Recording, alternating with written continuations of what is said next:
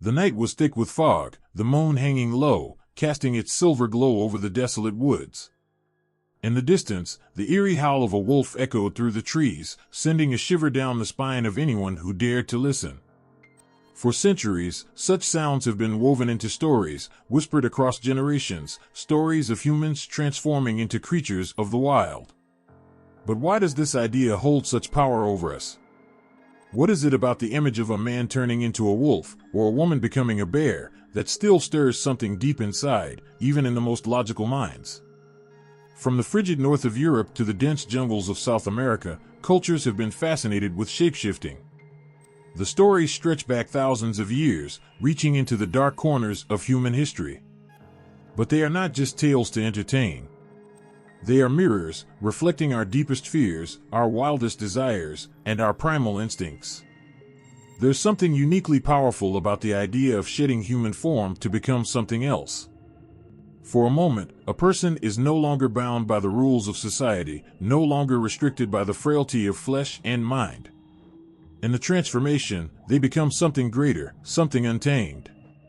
Whether it's the swift, predatory wolf or the massive, powerful bear, these creatures represent the parts of ourselves that we suppress. The beast within. Imagine the stillness before the storm, when the air is thick with tension, when the first tremors of a transformation begin. The change is not always immediate, but gradual, like a heartbeat growing louder and faster until it overtakes you.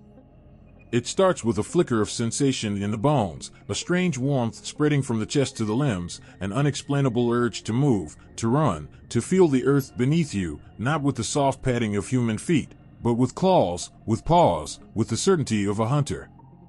Throughout history, many have believed that shapeshifting was not just a myth, but a curse or a gift. To transform was to access a deeper part of one's soul, a wild, instinctual power that transcended the mundane. Some stories speak of humans cursed to wear the skin of wolves, forced to become violent and bloodthirsty, forever struggling to keep their human minds intact. Others tell of heroes and warriors who could call upon the wolf's ferocity in battle, tapping into that wild strength when needed most.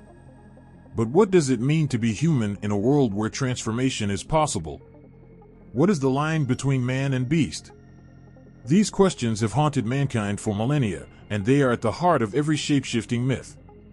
The ability to turn into an animal is a metaphor for the struggles we face within ourselves, the balance between our civilized selves and the raw, untamed part that still lingers beneath the surface.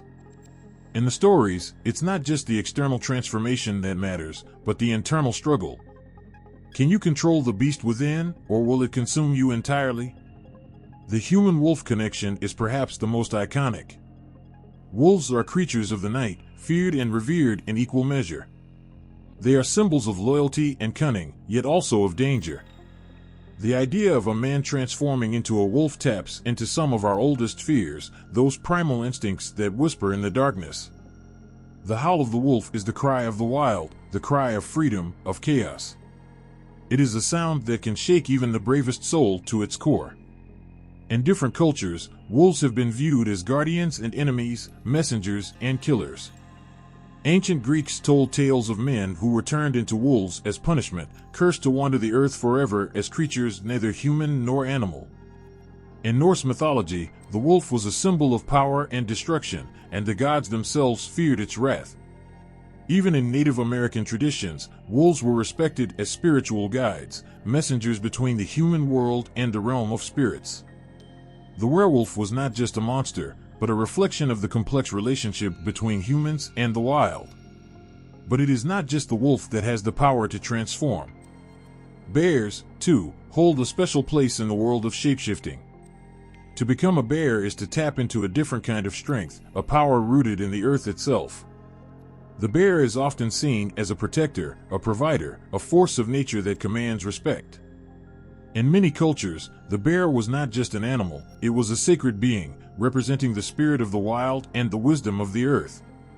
In some tales, humans become bears to escape the limitations of human life, to experience the world through the eyes of a creature that is both fierce and nurturing.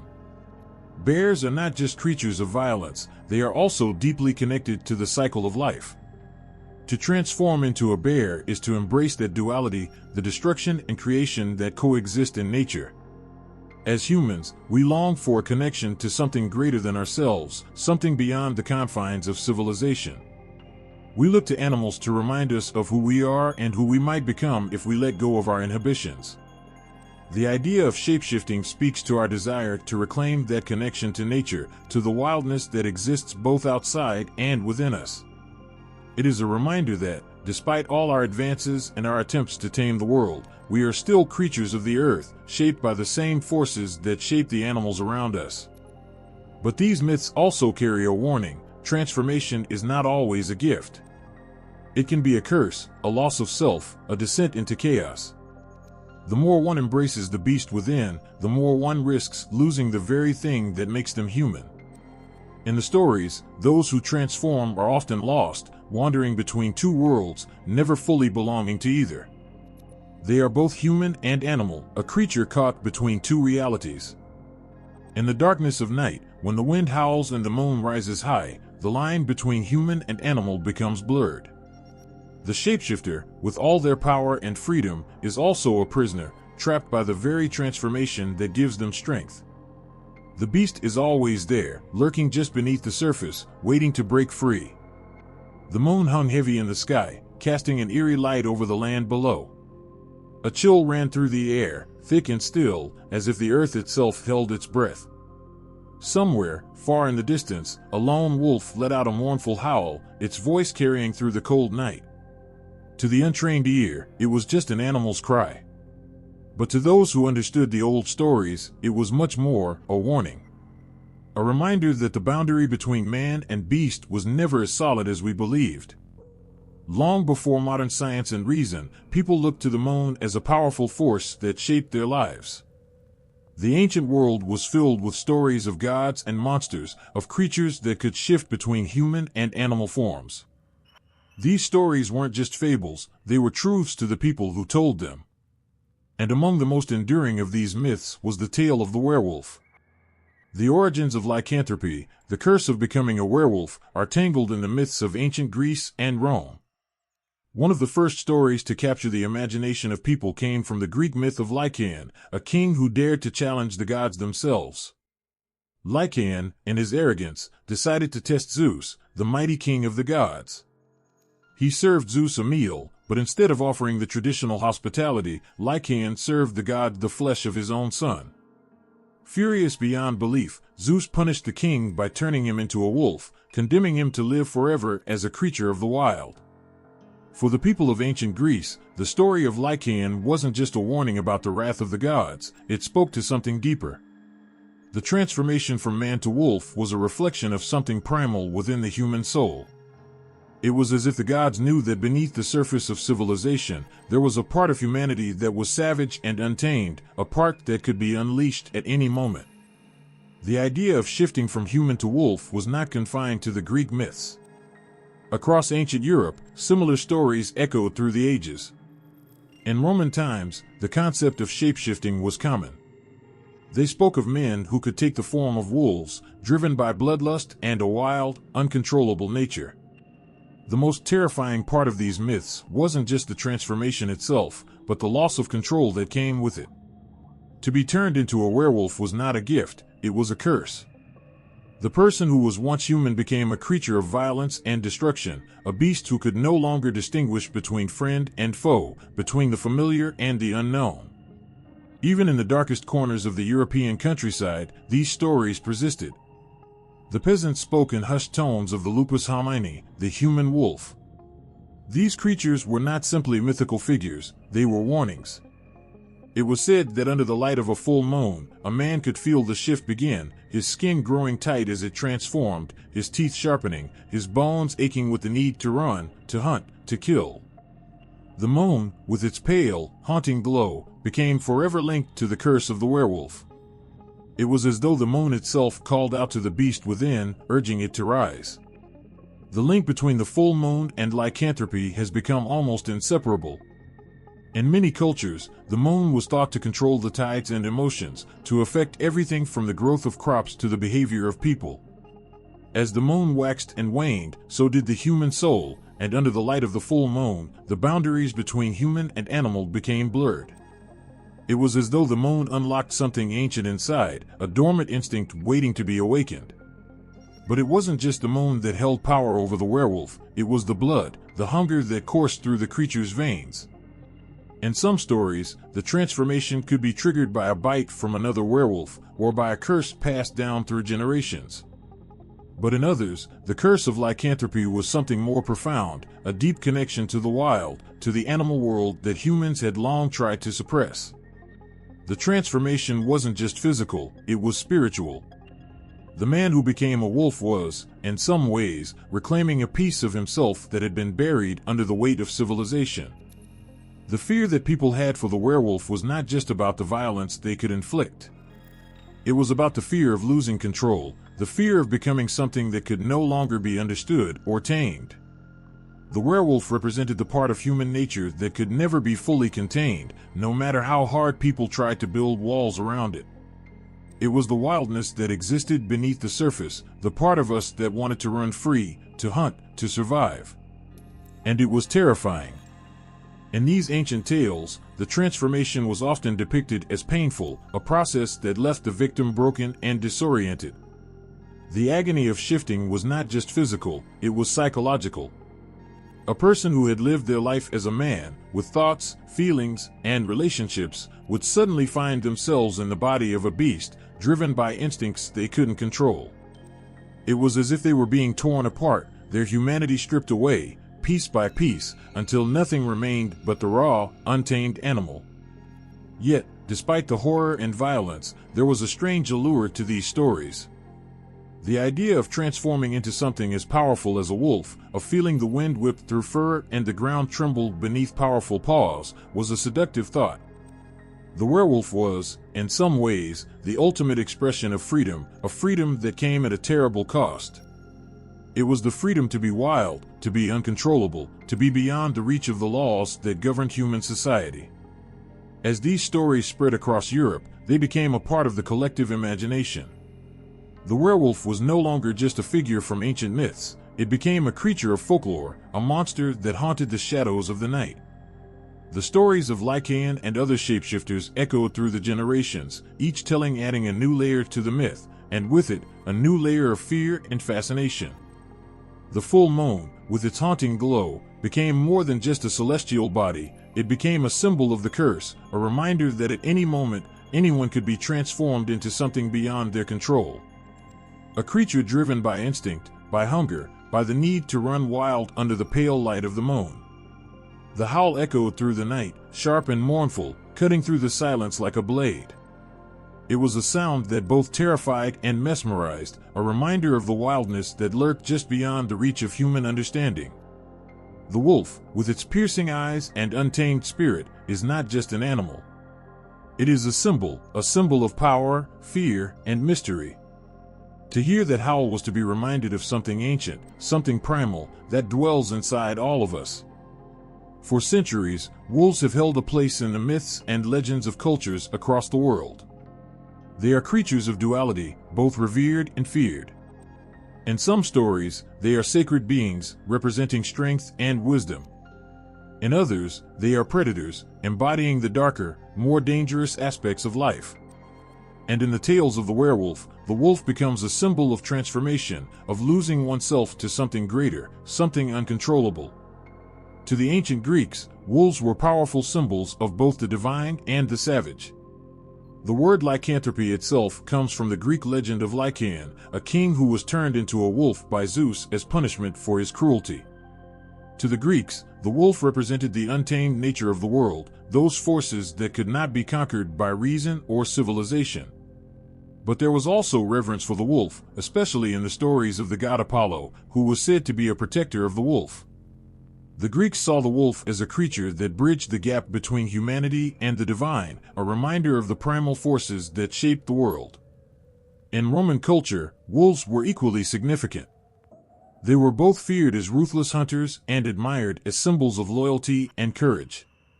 The Roman myth of Romulus and Remus, the twin brothers raised by a she-wolf, is one of the most enduring examples of the wolf's sacred place in ancient culture.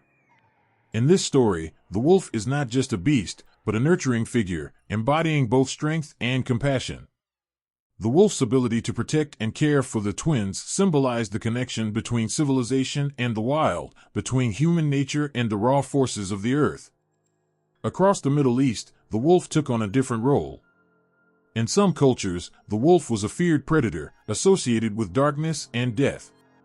Yet, even in these regions, the wolf was respected for its cunning and survival instincts. In Arabic traditions, the wolf was often seen as a symbol of the moon and the night. It was both a creature of the dark, feared for its predatory nature, and a guide to those who roamed the wilderness. The wolf's connection to the night and the moon ties into the broader symbolism of transformation, especially in stories where humans would change into wolves under the full moon's light. It was as if the wolf carried with it the power of the night itself, a force that could shape the fate of anyone caught beneath its gaze. But it is perhaps in Native American cultures where the wolf is most deeply revered. For many tribes, the wolf was not just an animal, but a spiritual guide, a teacher, and a protector. In these cultures, the wolf represented strength, courage, and intelligence, qualities that were admired and sought after. The wolf's howl was thought to be a communication with the spirits, a call that echoed across the land, carrying messages from the other world. Some tribes believed that wolves were the keepers of sacred knowledge, able to see beyond the physical realm and into the spiritual world. The wolf was also seen as a symbol of transformation. In some Native American traditions, it was believed that the wolf had the ability to shift between the worlds of the living and the dead, between the material and the spiritual. It was a creature that existed on the edge of two realms, forever straddling the line between the human and the divine. This sense of duality is central to the idea of the werewolf, the person who becomes a wolf, losing their humanity in the process, but also gaining something more in return. The wolf was both a creature to be feared and a spirit to be respected, a force that embodied the ever-present tension between the wild and the civilized. In these various cultures, the wolf is not just a predator, it is a reflection of humanity itself. The wolf's pack mentality, its loyalty, and its strength all resonate with the human experience. But the wolf is also a creature of mystery, one that lives on the fringes of human society, just as humans often feel torn between their civilized selves and the wildness that lies beneath. The stories of the werewolf speak to this inner conflict, the desire to break free from the constraints of society and embrace something more primal. The wolf, in all its forms, is a reminder of the raw power that resides within, a power that can be both beautiful and terrifying. In Europe, the werewolf myth became a dark reflection of the wolf's power. The werewolf was a man who was cursed, or chosen, to become a wolf, to embrace the wild side of his nature and, in doing so, lose control. The connection between the wolf and the full moon became central to these tales, as it was believed that the light of the moon could trigger the transformation. The wolf, now a creature of both human and animal origins, became a symbol of the dangerous and uncontrollable aspects of human nature. The werewolf was both a victim and a monster, cursed to live between two worlds, never fully belonging to either. The fear of the werewolf, of the man who could become the wolf, was rooted in the fear of losing one's humanity, of being consumed by the very beast that lived within. And yet, there was also a strange allure to the werewolf myth. The idea of becoming something more, something wild and free, was a fantasy that many could not resist. The wolf, in all its forms, represented the untamed spirit that humans long to unleash, the power that comes from embracing the animal within. Wolves, whether as creatures of myth or as symbols in the stories of werewolves, have always held a special place in the human imagination. They are at once feared and revered, seen as both predators and protectors, embodying the mystery of the wild and the danger of the unknown.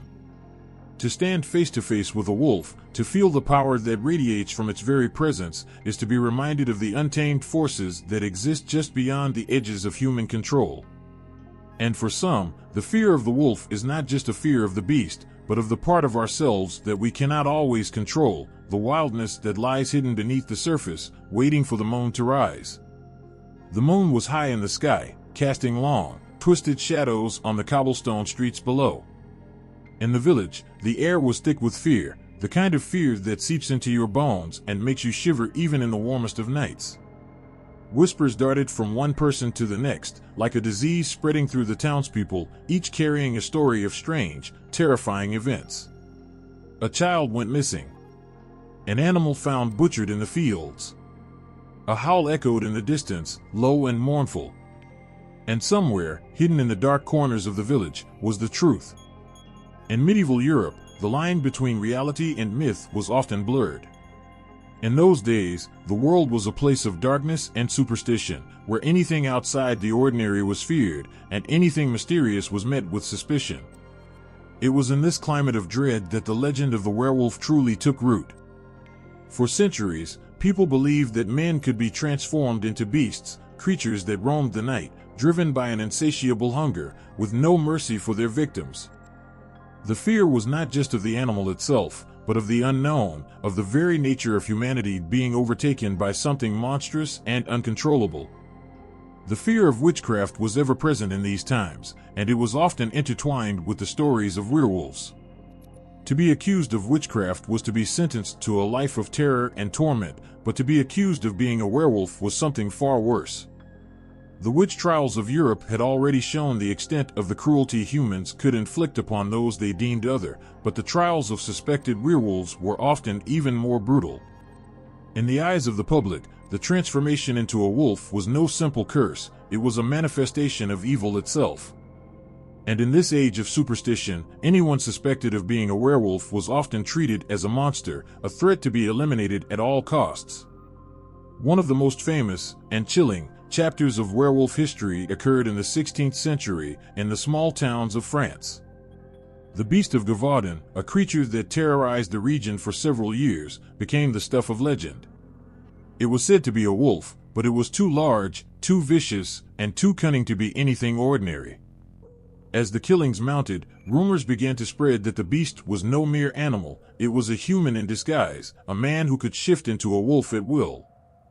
This story, filled with terror and mystery, would spark fear in the hearts of those who heard it, and the legend of the werewolf would only grow stronger. But the beast of Gévaudan was not the only story of werewolves that spread across Europe. Throughout the centuries, reports of strange, violent killings were often linked to suspected lycanthropes. In some cases, entire villages were gripped by panic as they watched their neighbors be dragged away, accused of being wolves in human form. These accusations often came with little evidence, but they were enough to seal the fate of the accused. The trials of suspected werewolves were as horrific as those of witches. Torture was a common method of extracting confessions, and the accused were often forced to admit to crimes they had not committed. Once the confessions were made, the punishment was swift and unforgiving. The people believed that those who turned into wolves were not only monsters but could not be allowed to live among them. A werewolf was seen as a symbol of chaos, a disruption of the natural order of things. It was said that a werewolf's soul was lost, overtaken by the beast within, and that such a person could never be saved. In the 16th and 17th centuries, the idea of werewolves became so widespread that entire trials were held to root out suspected lycanthropes. In these trials, the people's deepest fears took shape. Men and women, some old, some young, were accused of committing horrible acts under the full moon's light. The stories were often similar. The transformation was sudden, painful, and uncontrollable. The accused were said to roam the night as wolves, attacking livestock, and sometimes people, with savage ferocity. The transformation was always connected to the moon. When the full moon rose in the sky, the wolf within would emerge. In some cases, the suspected werewolves were captured and put to death in the most gruesome of ways. The infamous werewolf trial of Peter Stubb, for example, became legendary. Stubb, a farmer from Germany, was accused of being a werewolf after a series of brutal murders.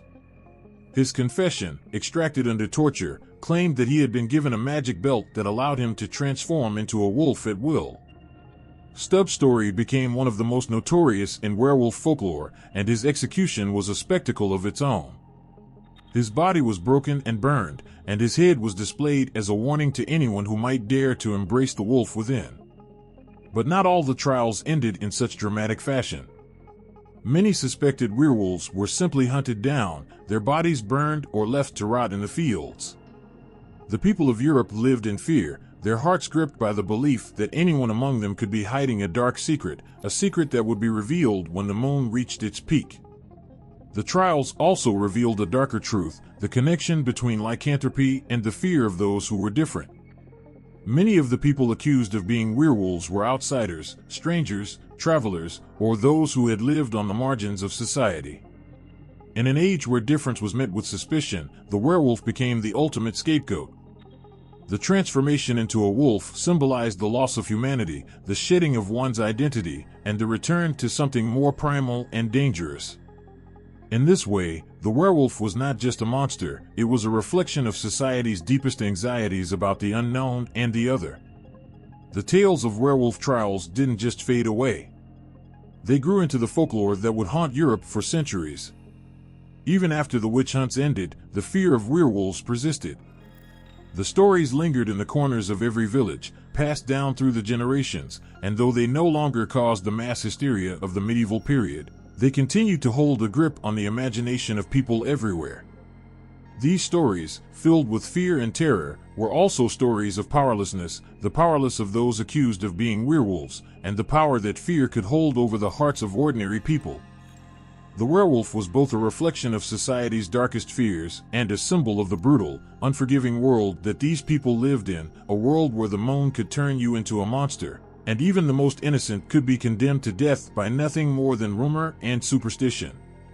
The sky was painted in shades of gray as the wind howled through the trees, carrying with it the scent of salt from the sea. On the shore, a group of warriors stood, their eyes wide with a strange, unspoken fire. The air around them seemed to tremble, as though nature itself could feel the force that was about to be unleashed. With a primal roar, they charged, their weapons raised, as though they were not just men, but something more, something wild. Their movements were erratic, filled with fury, as though the very spirit of wolves and bears had possessed them. These were the berserkers. In Viking culture, they were not simply warriors, they were legends, creatures of myth, who carried the soul of an animal in their very veins. When they went into battle, they were said to enter a trance-like state, one so intense and wild that it seemed as if they were no longer human. They became the embodiment of the beasts they revered, particularly the wolf and the bear, each symbolizing different forms of strength. The wolf brought cunning and pack mentality, while the bear gave raw power and ferocity. The berserkers' transformation was not just physical, it was spiritual. They became something more than human, tapping into an ancient, untamed power that made them unstoppable in the heat of battle. To understand the berserkers' frenzy, you have to understand the sheer depth of the Viking belief in the animal world. They saw the animals of the forest and the wild as spirits, creatures whose strength, loyalty, and courage could be called upon when needed most. And in the berserkers' mind, when the battle came, those spirits were not just invoked, they were worn like armor, taken on by the warrior's very soul. To be a berserker was to be in communion with the animals, to allow them to possess you and guide your actions. It was a rite of passage, a way of showing the gods your worth by surrendering your humanity and embracing the animal within. When the berserkers entered the battlefield, it was as though a different kind of being took over their bodies. They were no longer just men, they were forces of nature, raw and untamed. It said that they would roar like wild animals, their bodies shaking with uncontrollable rage, their eyes wild and unfocused. Some even believed they could withstand wounds that would have killed a normal man, their fury so great that they would fight through pain, as though nothing could stop them once they were in the grip of their animal spirit. This connection between the berserkers and the animal world is what often leads to comparisons with lycanthropy, the myth of humans turning into wolves. In many ways, the berserkers embodied the essence of the werewolf without the physical transformation. They didn't need to sprout fur or claws to become something beyond human, they merely needed to tap into the spirit of the beast that resided within them. The frenzy they entered before battle was so intense, so out of control, that it often seemed as though they were losing their humanity. They howled, they bit, and they tore through their enemies with the primal savagery of the animals they revered. The berserkers didn't simply act like wolves or bears, they believed, wholeheartedly, that the spirits of these creatures flowed through their veins. It was said that they wore the pelts of wolves or bears, sometimes even going into battle dressed in nothing but the hide of their chosen animal. The pelt was a symbol of their transformation. It was both armor and power, a direct link to the animal world. When a berserker donned the skin of a wolf, it was as though they became the wolf, embodying its cunning and ferocity. And when they wore the pelt of the bear, they became the unstoppable force of nature, feared by all who stood in their path. This rite of shapeshifting wasn't simply an act of war, it was an expression of identity. For the berserkers, becoming an animal was not just a way to fight, it was a way of showing who they truly were, deep inside. The transformation was a spiritual journey, one that allowed them to cast off the limitations of their human selves and embrace the untamed power that lived within them. It was a form of liberation, a way to transcend the boundaries of the mortal world and tap into something far older, far more dangerous.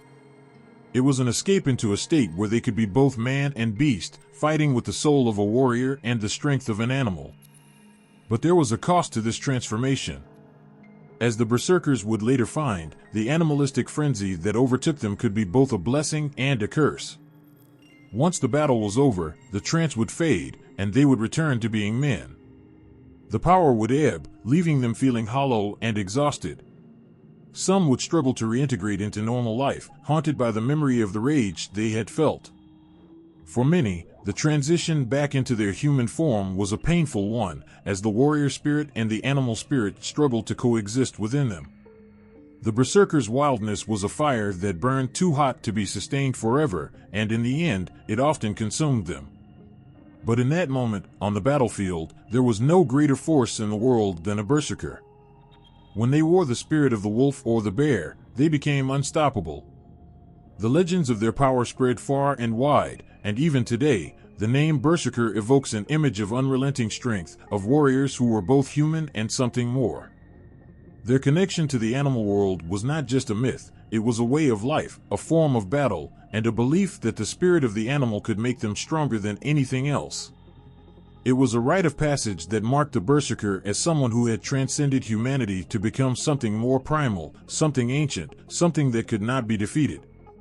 And when the moon rose high, and the air thickened with the scent of blood and battle, the berserkers would charge forward, wolves and bears in human skin, fighting not just for victory, but for the very spirit that had shaped them into the legends they would become.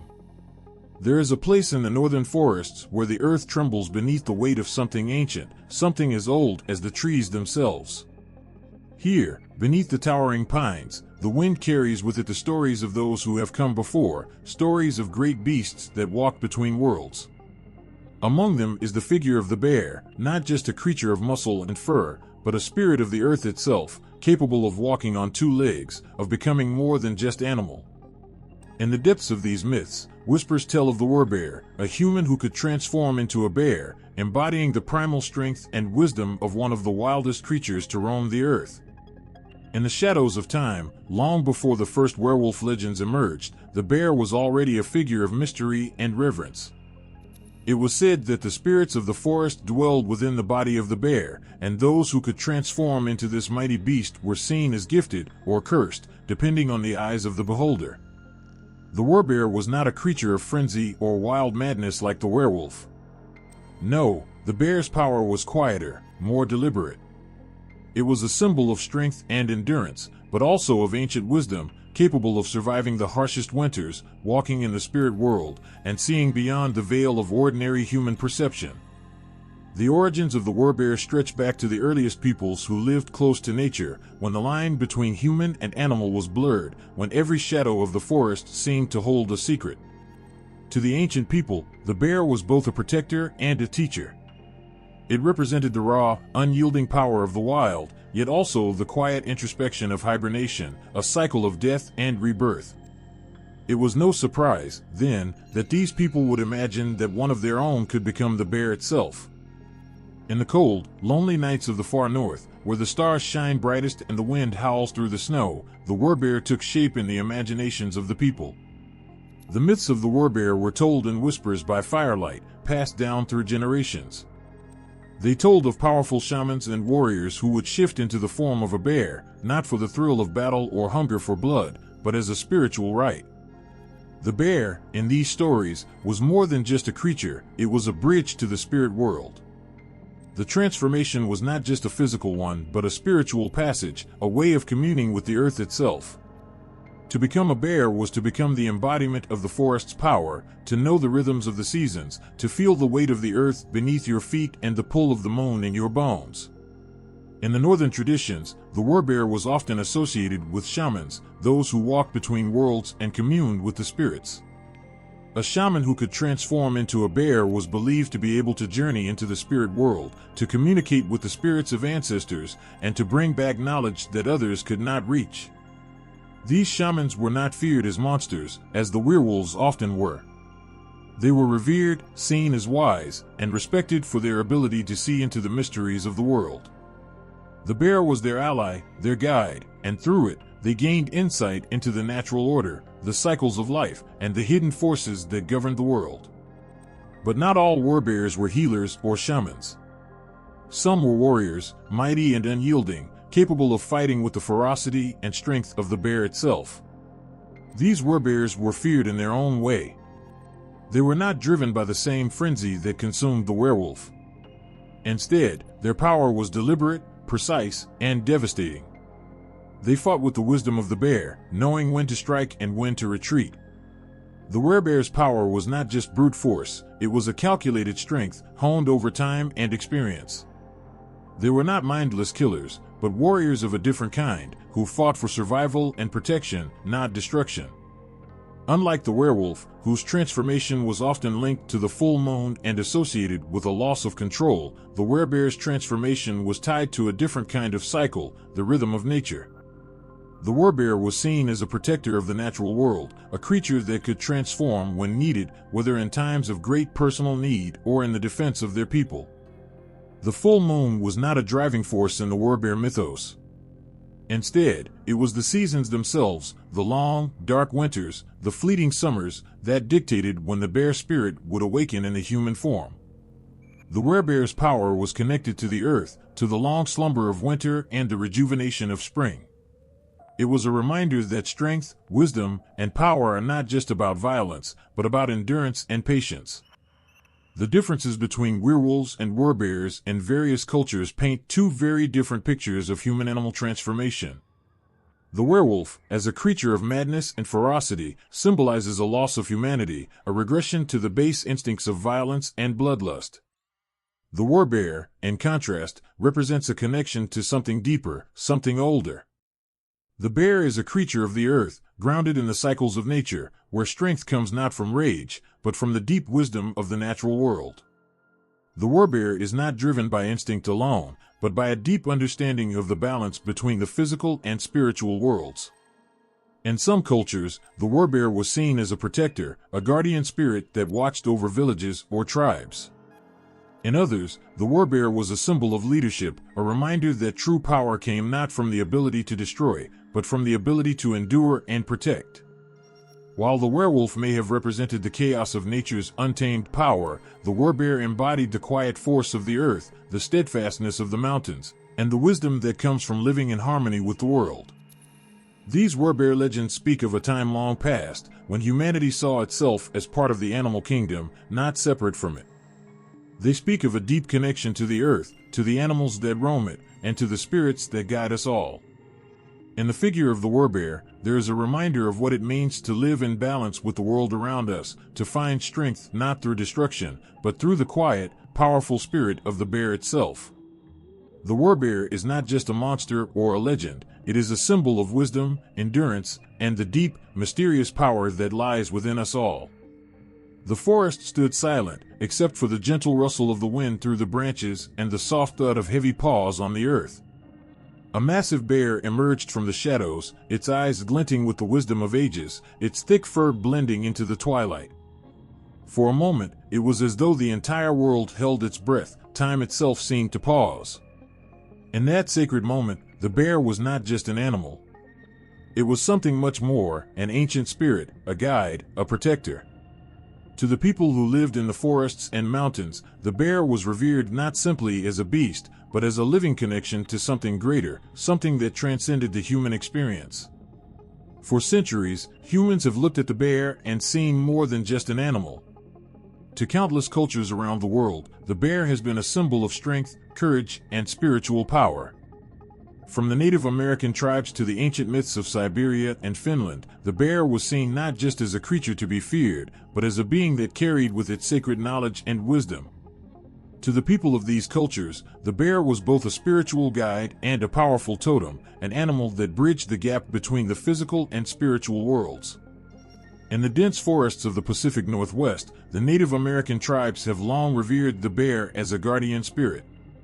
For them, the bear was a creature of immense power, one that could teach important lessons about life, survival, and the natural world. Many tribes believed that the bear held the key to understanding the cycles of life and death, a creature that lived in harmony with the seasons and the earth. The bear was not simply feared or hunted, it was respected, even revered. It was seen as a protector of the tribe, capable of bestowing its strength and courage upon those who were worthy.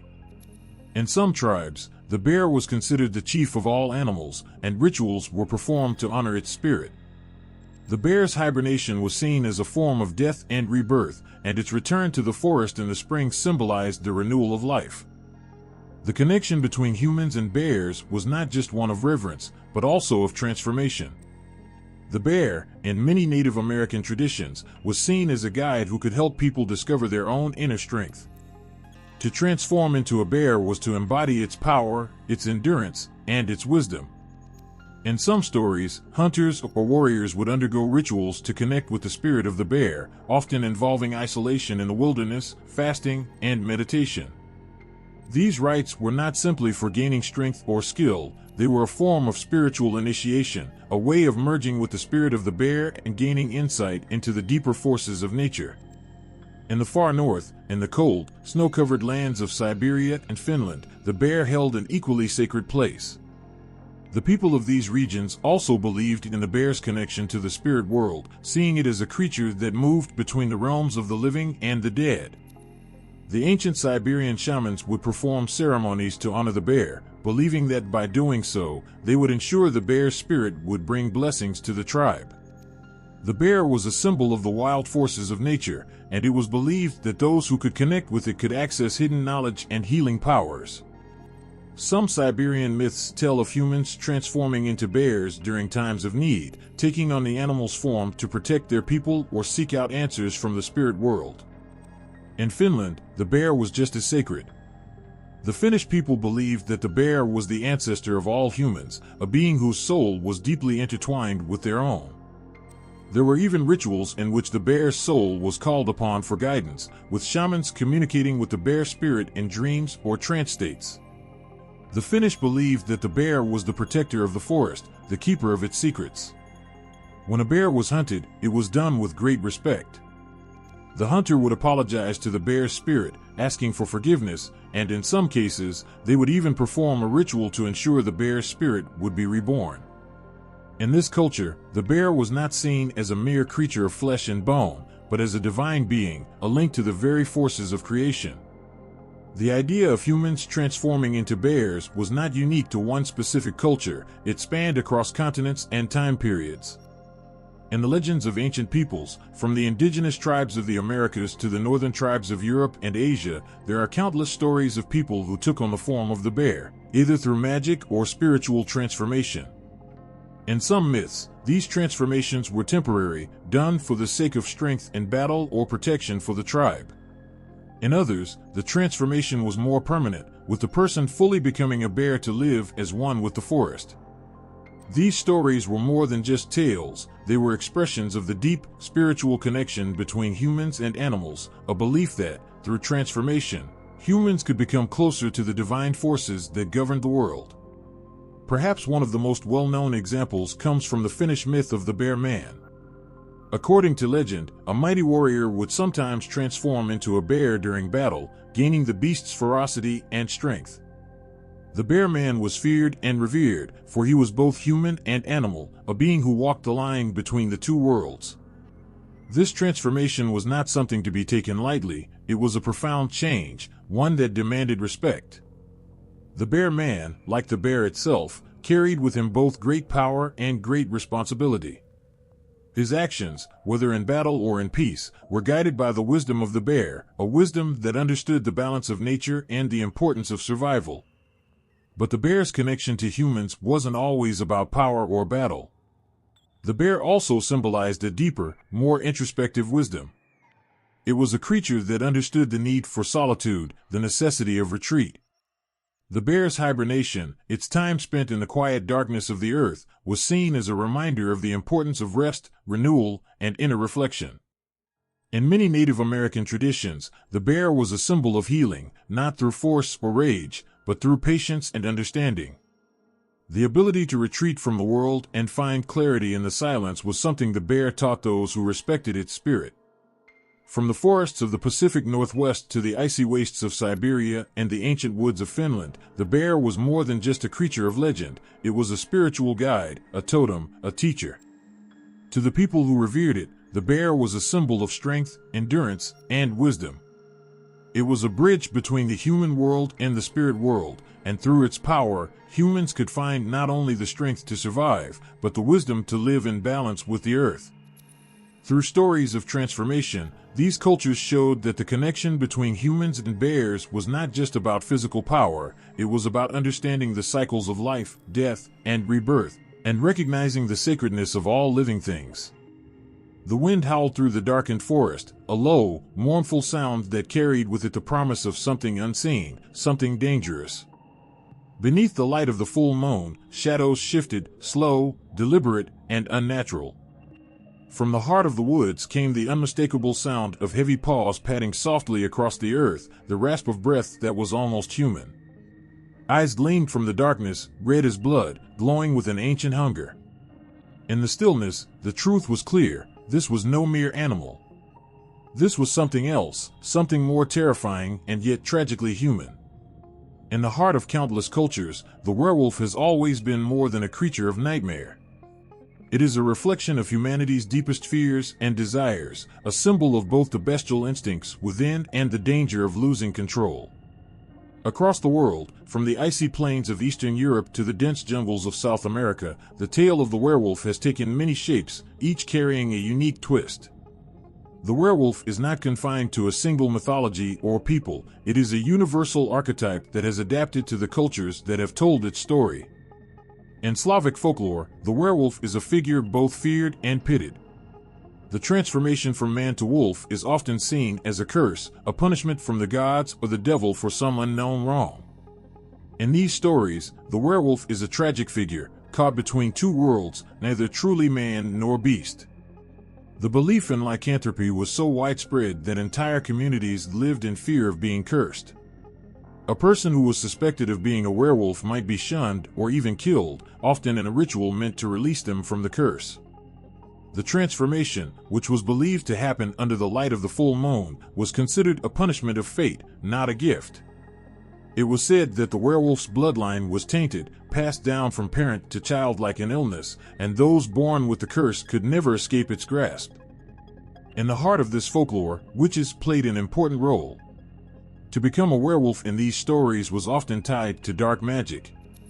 Some tales speak of witches who could summon wolves to do their bidding, while others suggest that a witch might cast a spell to turn a person into a wolf, often to exact revenge or bring about misfortune. Witches were said to hold knowledge of the curse and how to use it, but that knowledge came with a terrible cost. To wield such power was to risk becoming consumed by it, turning not just others, but the witch themselves into creatures of the night. In these myths, the line between human and monster was razor-thin. The curse of lycanthropy was a reminder of the dangers of dabbling in forces beyond human understanding, a warning to those who would seek to control the natural world and its darkest secrets. Far to the west, in the heart of the Americas, Native American folklore tells stories that, while unique, carry a familiar thread, the balance of the natural world, the idea that humans can become more than human. While not as widely known as their European counterparts, there are tribes that have stories of shapeshifting into wolves, or wolves being seen as spiritual guides and messengers. In some Native American traditions, wolves hold a place of honor as spiritual beings, embodying the qualities of loyalty, courage, and intelligence. The wolf, in these stories, is not a monster to be feared, but an ally, sometimes even a teacher. Yet in other stories, the transformation into a wolf can be a curse, a loss of self and soul. The Navajo people, for instance, have legends of skinwalkers, witches who could assume the form of various animals, including wolves. However, the price for such power was steep, and those who became skinwalkers were often seen as dangerous and corrupted by dark magic. South American folklore, too, carries tales of the werewolf, albeit with distinct regional variations. In the Andes and among certain indigenous tribes, the Lobizin, the South American werewolf, emerges as a figure tied not just to curses but also to rituals. The Lobizin is often depicted as a man transformed into a wolf-like creature, and like his European counterparts, he is usually cursed. The curse of lycanthropy is often hereditary, passed from one generation to the next, a bloodline haunted by the beasts within. Yet in South American myths, the Lobizin may also be a victim of circumstances beyond their control. The transformation could be triggered by the betrayal of a sacred vow or the breaking of a powerful taboo, making the Lobizin both a monster and a symbol of moral failure. While the curse is central to most of these myths, it is the bloodline that often plays a crucial role. To be born into a family with a history of werewolves was considered a fate that could not be escaped. The transformation from man to beast was not just a physical change, but a reflection of the darkness passed down through the generations. In many cultures, those born with the blood of a werewolf in their veins were thought to be marked for life, and this marking often came with feelings of alienation and isolation. These were people who lived in the shadow of their ancestors' sins, burdened by a past they had no control over. For the werewolf, the curse was not just the transformation, but the loss of self. Once the moon rose high, the wolf within would take over, pushing aside the human soul. The pain of this duality was often unbearable. In the stories, the werewolf is usually trapped, caught between the desire to protect those they love and the overwhelming need to hunt. To live in the world of men, but to constantly feel the pull of the animalistic urge that lurked just below the surface. The transformation was not something they could control, nor was it a power they could use for good. It was something to be feared, something to be hidden from those around them. Despite the fear and the curses that surrounded the werewolf myths, there is also an undeniable longing for release, a desire to escape the prison of human limitations. The werewolf is not just a creature of violence, it is a symbol of the struggle within all humans to break free from their societal constraints, to give in to the wildness that lurks in all of us. The curse of lycanthropy is a tragic metaphor for the loss of control, for the fear that we are never truly in charge of our own destinies. In the cultures that gave birth to these myths, there is a sense of deep empathy for the werewolf. The creature is not just a monster, it is a lost soul, struggling to make sense of its place in the world. The role of witches, curses, and bloodlines in shaping the werewolf myth highlights the tragic complexity of the werewolf's existence. The werewolf is not simply a villain to be vanquished, it is a figure that reflects the internal conflict we all face, the battle between civilization and the wild, between the human heart and the beast within. A lone figure, draped in the mist of the cold northern winds, stirs under the low light of a waning moon. He stands on the edge of a dense forest, the world around him frozen in silence. But beneath that silence is something else, a presence, ancient and powerful, waiting. His hands are calloused, his muscles coiled with the power of 1,000 winters. As his breath fogs the air, he feels a stirring deep within his chest, a fire that burns, a longing to break free from the bonds of his human form. The transformation is inevitable. The bear, wild and free, is calling. In the northern lands, the bond between humans and bears is ancient, rooted in the very soil of the earth. From Scandinavia to Siberia, the stories of warbears speak of warriors who could call upon the spirit of the bear and embrace its power. These were men and women who sought to tap into the raw strength, wisdom, and ferocity that only the bear could offer. But the stories go deeper than just warriors transforming into beasts. They carry with them the weight of the land, the sky, and the very forces that shaped the ancient world. In the cold forests and frozen tundras of the north, the bear was never just an animal.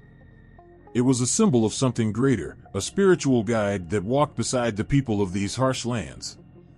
Among the Norse people, the bear was revered as a creature of immense strength and power.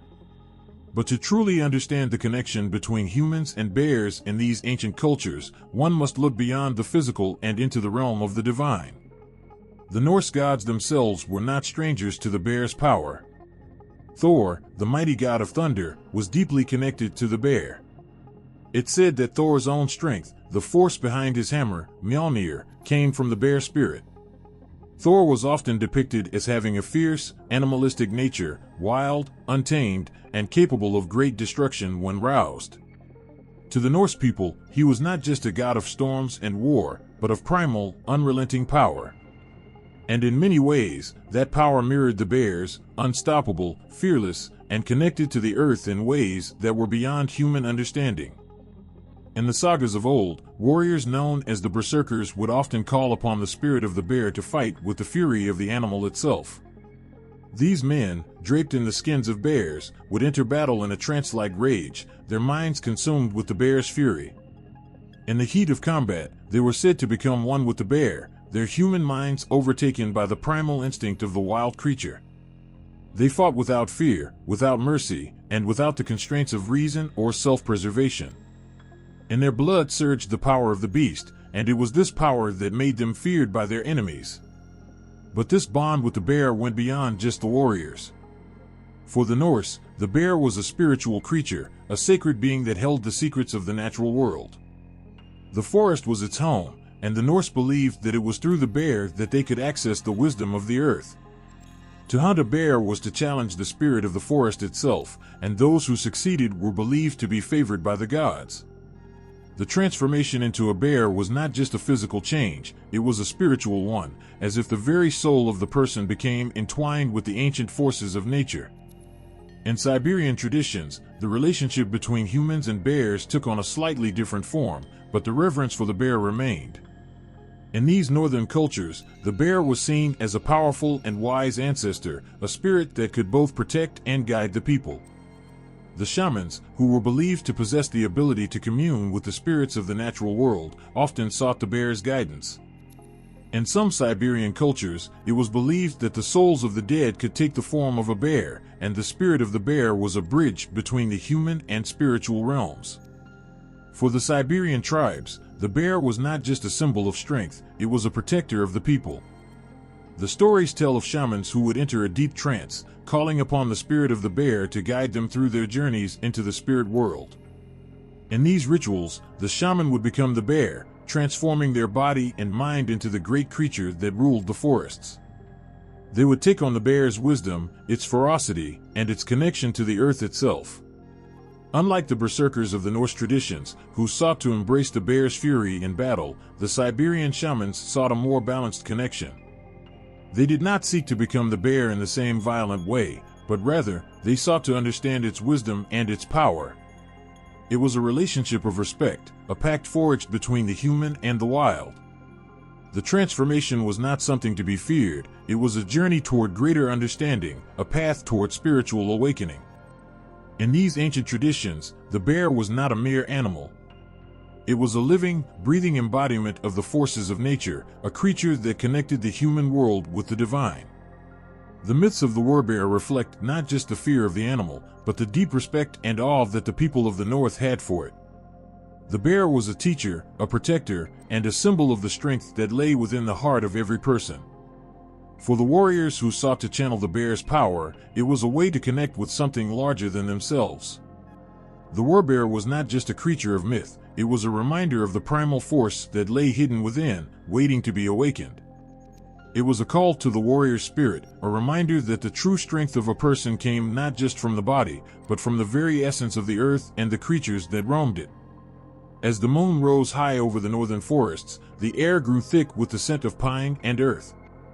The call of the bear echoed through the trees, a sound that stirred something deep within. It was the voice of the land, the spirit of the wild, reminding the people of their connection to the beasts that roamed the earth, and to the gods that watched over them. The werebear was not just a myth, it was a living, breathing part of the world, an eternal symbol of the power that could be found when humanity embraced the spirit of the wild. Under the weight of the full moon, the air is thick with anticipation, a strange quiet that only grows louder as the shadows stretch and twist. The ritual begins with a soft murmur, a chant barely audible above the wind's whisper. Standing in a circle around a sacred fire, their eyes gleam with purpose, hearts racing. They are preparing for something ancient, something powerful. The air crackles with magic, and it feels as if the earth itself is holding its breath. Tonight, they are not simply human, they will transform, shifting into creatures as old as the land itself. In the heart of these rituals, transformation is not just a physical change. It is a spiritual journey, a passage into something greater, something primal. From the dense forests of the Amazon to the cold plains of Siberia, rituals of shapeshifting have been practiced for centuries, carried out by shamans, witches, and warriors alike. Each ceremony was a step into another world, where the boundaries between human and animal blurred, and the very essence of nature could be called upon. But the ritual was never simple. It required sacrifices, both of the body and of the soul. For the ancient cultures, these rituals were not just about taking on the form of an animal. They were about embracing the spirit of that creature, channeling its power and its instincts. In the darkness, beneath the stars, the ceremony would begin with careful preparations. Special herbs and oils were burned to call upon the spirits, and in the smoke, the transformation began. Potions were mixed, some brewed from the roots of ancient plants, their properties both mysterious and dangerous. The drink would swirl in a cauldron, gleaming like liquid night. With every sip, the transformation would take root, skin stretching, bones cracking, muscles shifting. The connection between ritual and shapeshifting was sacred. In many cultures, it was believed that the magic required for such a change came from the earth itself, from the spirits that lived within the land, the animals, and the stars. Shamans, acting as intermediaries between the human world and the spirit world, would use specific chants and symbols to guide the transformation. These were not just words, they were keys, unlocking the power of the animal spirit that lay dormant within. But transformation was not always a voluntary choice. For some, the shift was a curse, a punishment handed down from the gods. In European folklore, the image of the werewolf often carried a heavy burden. A man who was cursed to become a wolf under the full moon would lose all control, his human consciousness drowning beneath the savage instincts of the beast. The werewolf's curse was not only physical, it was psychological. The horror of seeing the world through the eyes of a wolf, to feel its hunger, its rage, its uncontrollable desire for violence, it was a torment that would haunt a person long after the moon had set. In other cultures, however, the transformation was a voluntary act. The ancient Norse berserkers were said to take on the spirit of the wolf or the bear, entering a frenzy of battle. For them, the animal's strength was a source of power, a way to break through the limits of their human form and embrace a more primal force. The transformation was not a curse, but a rite, an act of will, a sacrifice of the mind for the sake of victory. But even then, there was a cost. When the battle was over, the berserker had to find their way back to themselves. The line between human and animal had blurred, and the soul could become lost in the chaos.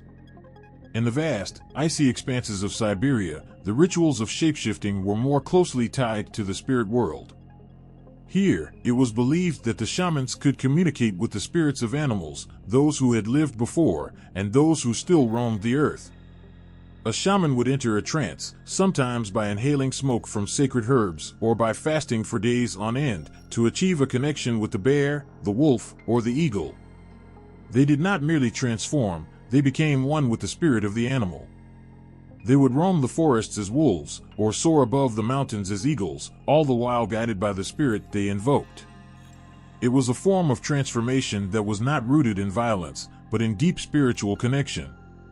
Across the world, the rituals of shapeshifting often required great personal sacrifice. For many, the ritual was not just about changing form, it was about leaving behind a piece of oneself. To step into the skin of another creature was to lose a part of what it meant to be human. The mind had to be empty, ready to receive the essence of the animal. The body had to be prepared, sometimes through fasting or immersing oneself in rituals that brought on visions. It was not a light decision. Each transformation, whether voluntary or forced, left a mark. The person who returned from their time in the skin of the wolf or the bear was never the same as before. They carried with them a piece of the wild, something that could never be erased. And then, there was the psychological toll of it all. What did it mean to transform? To give up your humanity for a moment, to experience life through the senses of a wolf or a bear. Was it a gift, a power to be harnessed and controlled? Or was it a curse, a never-ending battle to hold onto one's humanity while the beast roared inside, demanding release? In some cultures, the act of shapeshifting was seen as a test, a way to prove one's strength, both physically and mentally. It was said that only those with the strongest will could truly embrace the transformation without losing themselves to the animal. The mind had to remain sharp, focused, even while the body was consumed by the instincts of the wolf or the bear. For others, however, the change was involuntary, and it was a loss of control that haunted them. Were they still themselves when they shifted? Or had they become something else entirely, something wilder, more dangerous? There was no easy answer. The line between human and animal was never as clear as one might think. In the heart of these ancient rituals, both the power of the beast and the vulnerability of the human were exposed. What began as a simple transformation, an act of magic, a sip of potion, or a ritual dance, could lead to something far more profound, a confrontation with the very essence of what it means to be human. Would the transformation empower, or would it break the soul? Would the animal within guide the person, or consume them? Only time, and the courage to face the unknown, could reveal the answer. The moonlight poured through the trees, casting long shadows across the forest floor. A figure, alone, began to tremble. The air was thick, alive with the crackling tension of something ancient about to be unleashed. His bones shifted, a painful cracking sound filling the night as fur sprouted along his arms, his face contorting into a snout. The man was gone, replaced by something wilder, something darker. The howl that erupted from his throat echoed for miles, sending a chill down the spine of anyone who heard it. This scene, this image of the man becoming the wolf, has been replayed over and over in stories, books, and films. The werewolf has clawed its way through time, adapting, shifting, and becoming something far different from the stories told in the shadow of ancient legends. As the years passed, the werewolf was no longer just a creature of fear, but of fascination.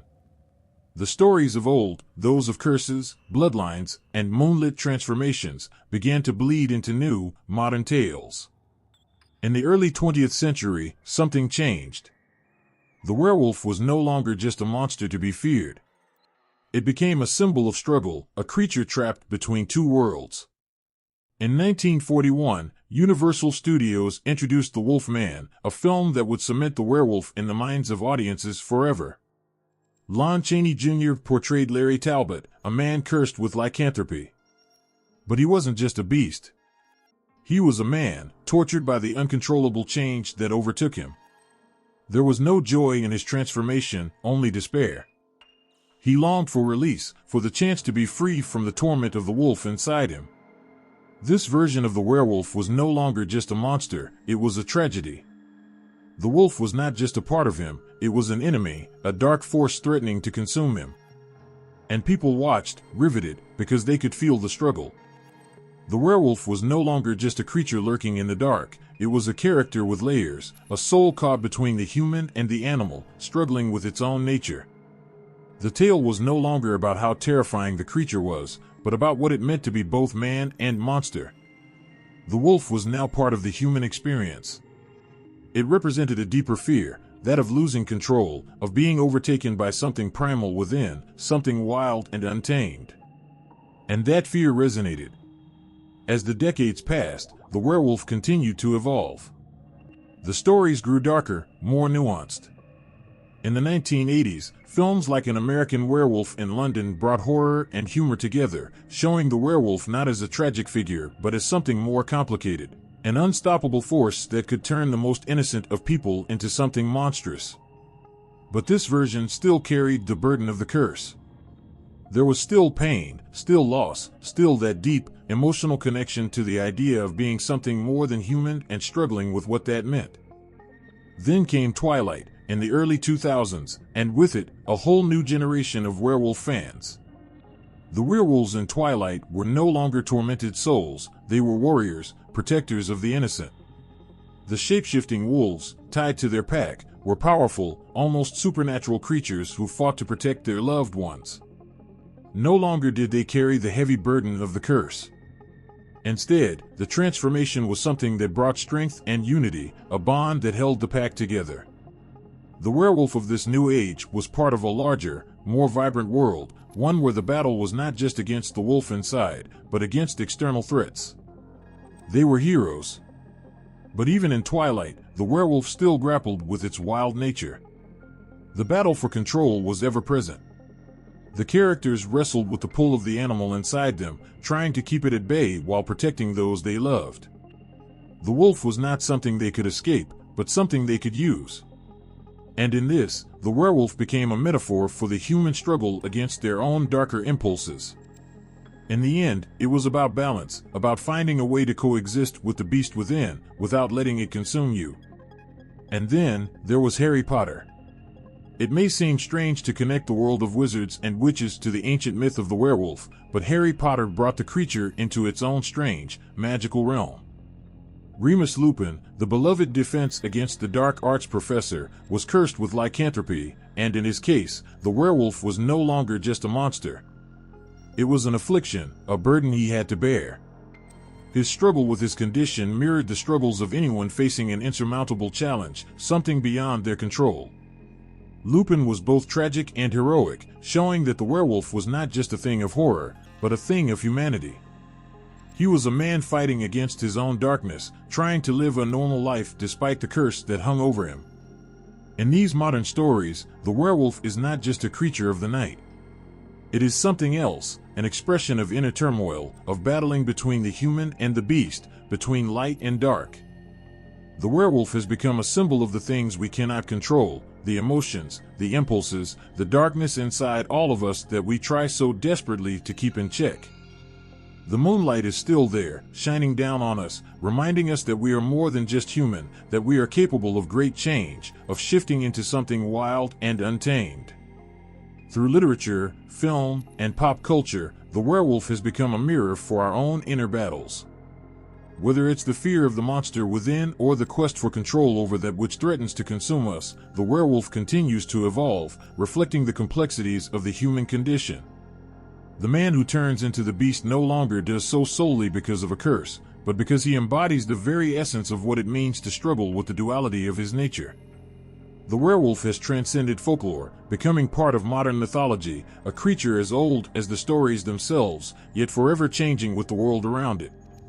The howl still echoes through the night, but now, we listen with a deeper understanding. Under the eerie glow of a full moon, the transformation begins. Slowly, painfully, the body contorts and shifts, bones cracking, muscles bulging, fur sprouting, and claws lengthening.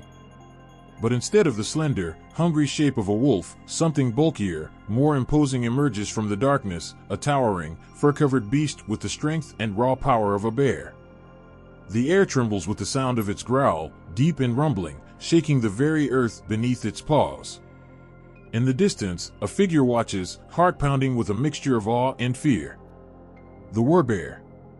A creature that has quietly entered modern folklore, rising from the shadows of old myths to claim its place alongside the more infamous werewolf. Over the last few decades, the bear, once a symbol of ancient strength, wisdom, and solitude, has begun to shapeshift in ways that captivate and terrify. No longer confined to just forests and folklore, the werebear has evolved, finding its way into films, books, and games. In the past, werewolves were the monsters that roamed the earth under the full moon. They were the primal creatures, driven by instincts, fueled by a bloodlust that echoed through every tale. But something about the werebear taps into a different kind of fear, a different kind of power. While the werewolf evokes the sharp, cunning predatory nature of the wolf, the werebear brings a raw, unstoppable force to the table. In films and books, the werebear is often portrayed as larger, more powerful, more grounded in the earth itself. It's a creature of untamed strength, often presented as less agile than the wolf, but with a brutal force that can crush anything in its path. The wolf may tear at flesh with speed, but the bear's swipe is all-encompassing, shaking the earth itself. One of the key distinctions between werewolves and werebears in modern interpretations is this sense of primal power and calm brutality. While werewolves are often shown as struggling with their dual nature, human and beast, the werebear is something more grounded, more ancient. There's a stoicism in the werebear's transformation. It's not just about unleashing the beast within, it's about becoming something that embodies the raw, untamable forces of nature. There is a quiet ferocity in the bear's eyes, something that doesn't need to prove itself, it just is. In fantasy genres like Game of Thrones, the werebear becomes a symbol of a world where power and strength are paramount. The beasts in such stories don't merely attack, they rule. They are part of the fabric of the universe, showing that true power lies not just in the hunt, but in the ability to control and command nature itself. The rise of werebears in contemporary stories reflects a shift in how we view strength. Wolves are pack animals, running together in tight-knit groups, whereas bears are solitary, territorial creatures. The werebear's lone wolf, so to speak, is a fierce reflection of the isolation of power. It's not just about being strong, it's about standing apart, about dominance that comes from within. This shift in imagery allows the werebear to be presented as a figure that exists outside of the social confines of human life. In Game of Thrones, for example, we see this idea of power and solitude in the character of the Wildlings, a group that holds a different worldview. While the series doesn't directly feature werebears, the themes of wilderness, survival, and the connection to primal forces mirror the symbolic strength of the werebear. The Wildlings live by their instincts, much like the werebear does. They are warriors, survivors through bears, in spirit, though not in shape. Their code, their strength, and their connection to the wild are reminiscent of the ancient myths that associate bears with strength and the unknown. Werebears, like the Wildlings, are not part of society as we know it. They belong to something greater and more ancient, the forces of nature. As more fantasy series and games embrace the supernatural, the idea of a werebear is showing up in unexpected ways. Characters who take on the form of the bear bring with them not just brute force, but the weight of myth and history. In some modern stories, the werebear is depicted as a protector, a guardian of the natural world, as in the Witcher series, where the bear is a powerful symbol of survival and the savage beauty of nature. The werebear, while fierce and dangerous, also carries a sense of wisdom, the kind that can only come from living at the edge of civilization, at the point where humanity meets the wilderness. What's particularly haunting about the rise of the werebear in modern media is the way it shifts the narrative around transformation. Unlike werewolves, who are often seen as tragic figures, the werebear embraces the change, the metamorphosis, as a natural part of being. The transformation into a bear is not always filled with pain and anguish, but instead a reclaiming of strength and independence. It's an act of survival rather than an act of destruction. The werebear is not a creature driven by rage or hunger, but by an inner sense of dominance and power, raw, unstoppable force that cannot be tamed. In some games, characters with werebear traits or powers aren't cursed, they choose to transform. These werebears are warriors, chosen protectors of their people, their forest, their land. This is a departure from the older, more tragic werewolf myth, where transformation is a punishment, a curse. The werebear is more like a guardian spirit, an ancient protector who doesn't hide in fear of what they've become but stands tall, embracing their true self. As the werebear makes its way into pop culture, it's clear that the symbolic nature of the beast has evolved. While it may have once been a symbol of fear, it has now become something else, something to be reckoned with. No longer relegated to ancient myths and dark forests, the werebear now lives on screens and pages as a symbol of strength, resilience, and primal power. And in doing so, it offers a new kind of heroism, a hero who is not defined by their struggle to fit in, but by their acceptance of the wild, untamed nature that resides within them. A creature that may once have been feared is now admired for its strength, its wisdom, and its willingness to stand alone. Under the flickering light of a full moon, the silence of the night is shattered by a sharp, agonizing cry. A man stands alone, trembling as his bones crack and shift. His flesh stretches, and his form distorts, muscles swelling, fur sprouting from every inch of his body. He is losing himself, the boundaries between who he was and what he is becoming disappearing. His mind races with confusion, fear, and a deep, gnawing hunger. In the stillness of the night, he's not sure if he's the man he once was, or the beast he is becoming. The terrifying thing about shapeshifting is that it's not just physical, it's mental, emotional, and deeply psychological. It is a loss of control, a surrender to something more primal, something wild. The very essence of shapeshifting taps into a human fear that haunts us all, the fear of losing ourselves, of becoming something we don't recognize, something we can't control. It's not just about becoming a wolf, or a bear, or any other animal. It's about what happens when the animal within us breaks free, when the walls we've carefully built around our human identity crumble, leaving us exposed and raw. At its core, shapeshifting speaks to something ancient within us, the instinctual drive to survive, to fight, to hunt, to dominate. There is a reason animals have always held a powerful sway over the human imagination. We see them as both allies and adversaries, reflections of qualities we desire to possess and traits we fear to acknowledge.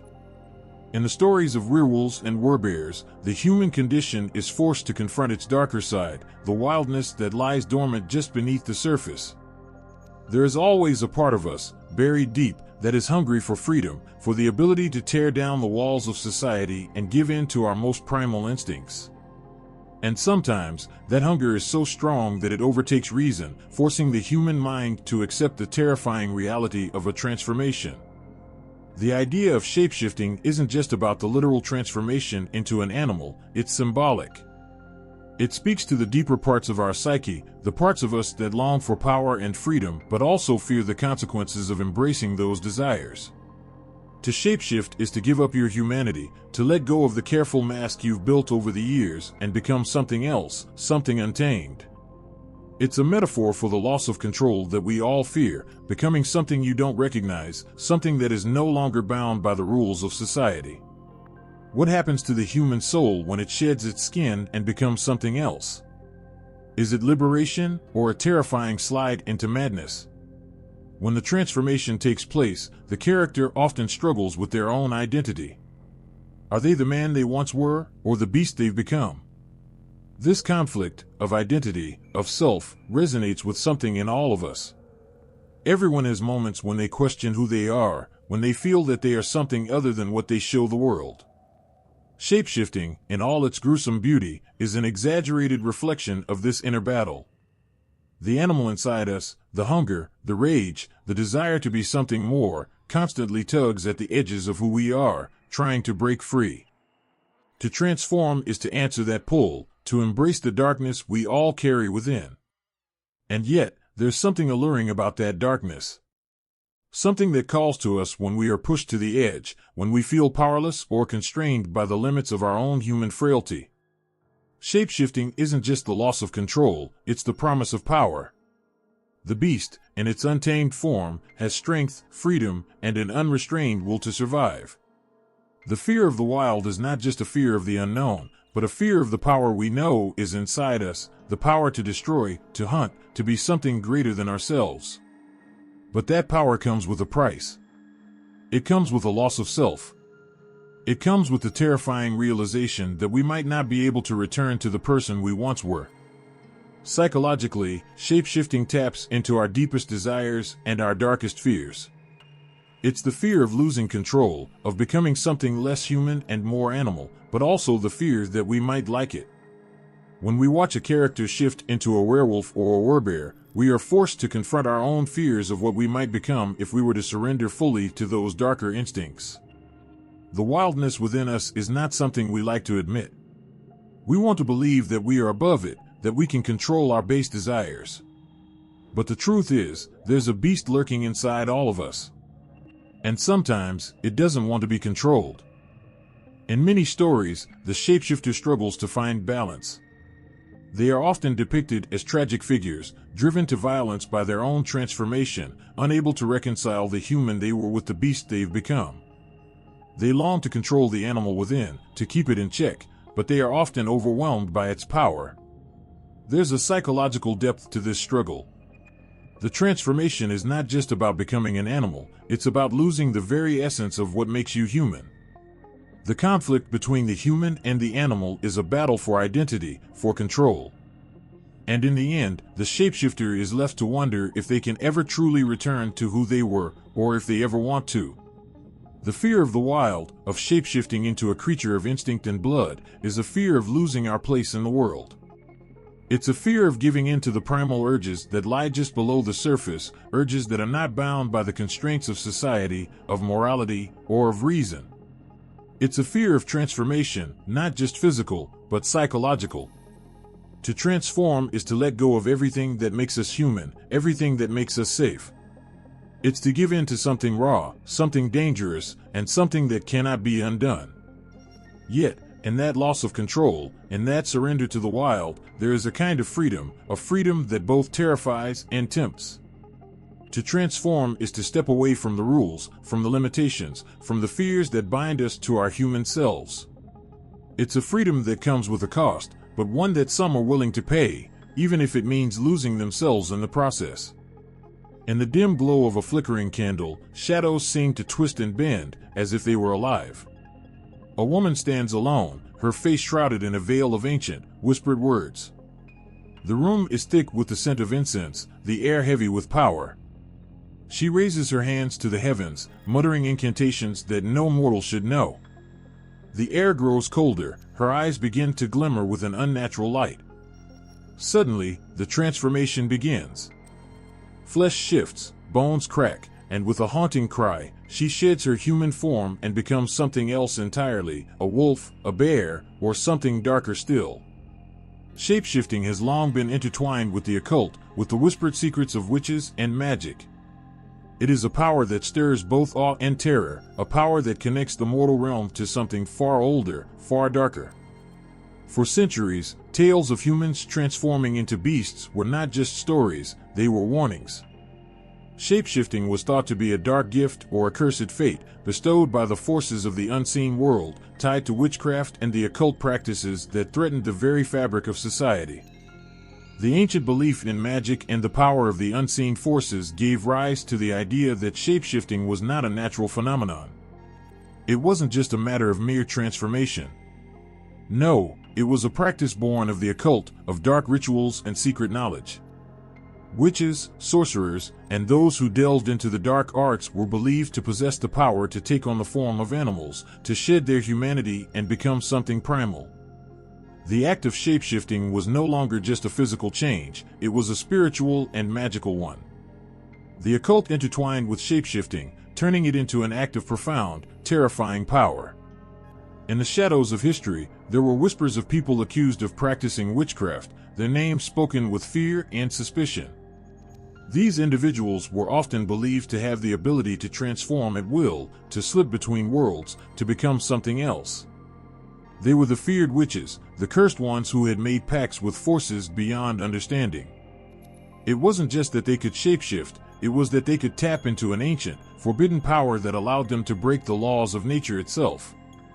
It was said that witches would transform under the cover of night, becoming wolves, bears, or even creatures from the darkest corners of nightmares. The connection between shapeshifting and witchcraft ran deep. In many cultures, witches were believed to use potions, herbs, and dark rituals to summon the transformation. The rituals were filled with forbidden knowledge, chanting in forgotten tongues, drawing symbols that held the power of the universe, and invoking spirits that lived between the cracks of worlds. These were not acts of simple magic. These were dangerous, soul-shattering ceremonies that allowed humans to transcend the physical form and merge with something far more powerful and untamed. And yet, this power came at a price. The belief that shapeshifting was tied to witchcraft was steeped in fear and suspicion. To be accused of shapeshifting was to be accused of a crime far worse than any simple misdeed. It was to be linked to the darkest forces, to a magic that threatened to undo the very foundations of society. those who were accused were often cast out, feared, and hunted. The church, the state, and the masses looked upon them with dread. They were seen as the embodiment of evil, wielding a power that no human should have. The dark magic of shapeshifting was so feared because it represented the breaking of human limits, the crossing of boundaries that could not be undone. In the Middle Ages, the witch hunts were not just about accusing people of casting spells or calling upon demons. It was about hunting those believed to have the power to change their very essence, to transcend their humanity and become something otherworldly. These were dangerous accusations. People were burned at the stake, tortured, and executed under the suspicion that they had made pacts with the devil or had used witchcraft to transform into terrifying creatures. Their punishment was not just for the crime of witchcraft, it was for the fear that such power, once unleashed, could never be contained again. Even today, the echoes of these ancient fears linger in the stories and myths of shapeshifting. The witch, the sorcerer, the cursed soul, these figures are still woven into our cultural imagination. But what remains most haunting is the psychological toll that the belief in shapeshifting had on those who were accused. It wasn't just about the transformation itself, it was about the fear of losing control, of becoming something unrecognizable, of being at the mercy of forces that couldn't be understood. The occult, with its secret rites and rituals, promised power, but it also held the terrifying possibility of madness. Shapeshifting was not just an act of magic, it was an expression of the primal desires and fears that lurked in every human soul. It was a way to reach into the dark places of the world, to call upon the spirits that dwelled in the shadows, to cast aside the fragile boundaries of humanity and become something else. But in that transformation, there was always the fear of being lost in the animal nature that was unleashed, lost in the magic that could consume a person whole. In historical accounts, many were accused of shapeshifting because they were seen as threats to societal order. Their ability to transcend human form was considered dangerous, an act of rebellion against the natural world. And in a time when witchcraft was often seen as the ultimate evil, shapeshifting was the most horrifying manifestation of that darkness. The idea that a person could not only alter their appearance, but their very being was enough to stir panic in the hearts of the people. They were seen as abominations, beyond redemption, and their actions were believed to be controlled by powers beyond human comprehension. The connection between shapeshifting and the occult is not just a story of ancient fears. It is a story that speaks to our deepest anxieties about power, control, and the unknown. Shapeshifting was not just about changing form, it was about losing oneself in the process, becoming something monstrous and uncontrollable. The occult beliefs surrounding shapeshifting served as a constant reminder of the fragile nature of human identity and the terror that lies in surrendering that identity to dark forces. The legends of witches and shapeshifters were warnings, a reminder that there are some powers that should never be tampered with, that there are forces in the world too dangerous to understand. And in those whispered words, in the flickering shadows, we are reminded that some transformations come at the highest cost. Under the pale moonlight, a figure moves silently through the dense forest, their shape flickering and shifting, no longer entirely human. With every step, the transformation seems to intensify. First, the figure's back arches, bones crack, and in the blink of an eye, what once was a person is now a wolf. Or is it? A deep, guttural growl breaks the silence, but it's not just an animal's growl, it's the sound of something ancient, something powerful, something that defies the laws of nature itself. This is the essence of shapeshifting, the boundary between the human and the animal, the real and the supernatural, the ordinary and the extraordinary. Across cultures and continents, the idea of shapeshifting exists in many forms, each carrying with it a reflection of the people who believe in them. From the cunning, shape-shifting fox spirits of East Asia to the terrifying skinwalkers of Native American lore, these beings are more than mere stories, they are symbols of fear, power, transformation, and even wisdom. They carry within them the deep, primal truths of the cultures from which they come, offering a glimpse into how humans have wrestled with their own identity, nature, and the forces that surround them. In Ireland, the puka is one of the most famous shape-shifting creatures. Known for their ability to change into any form, from a terrifying black horse to a dark, mysterious figure, the puka carries the weight of trickery and mischief. Its role in Irish mythology is not one of pure malevolence, but of chaos and unpredictability. They are tricksters, creatures who exist on the edges of society, bringing both fear and laughter. It's said that if you are unlucky enough to encounter one, the puka will either lead you to a wild and dangerous ride through the night, or perhaps, they might just offer you an unexpected glimpse into another world. The puka is a reminder of the wild, untamed aspects of nature that can never be fully understood, and the dark humor that can be found in the unknown. Far from the misty hills of Ireland, across the plains of North America, another form of shapeshifter walks quietly in the shadows, the skinwalker. To the Navajo people, the skinwalker is one of the most feared beings in their mythology. Unlike the puka, the skinwalker is a creature of malice, a human who has chosen to break the natural order by gaining the ability to transform into any animal, often by wearing their skins.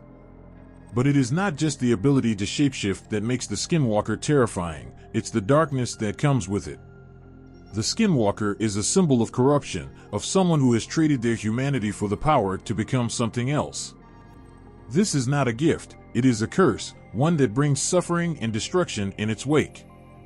The skinwalker is a warning, a reminder that the path to power, if it strays too far from the sacred, leads to ruin.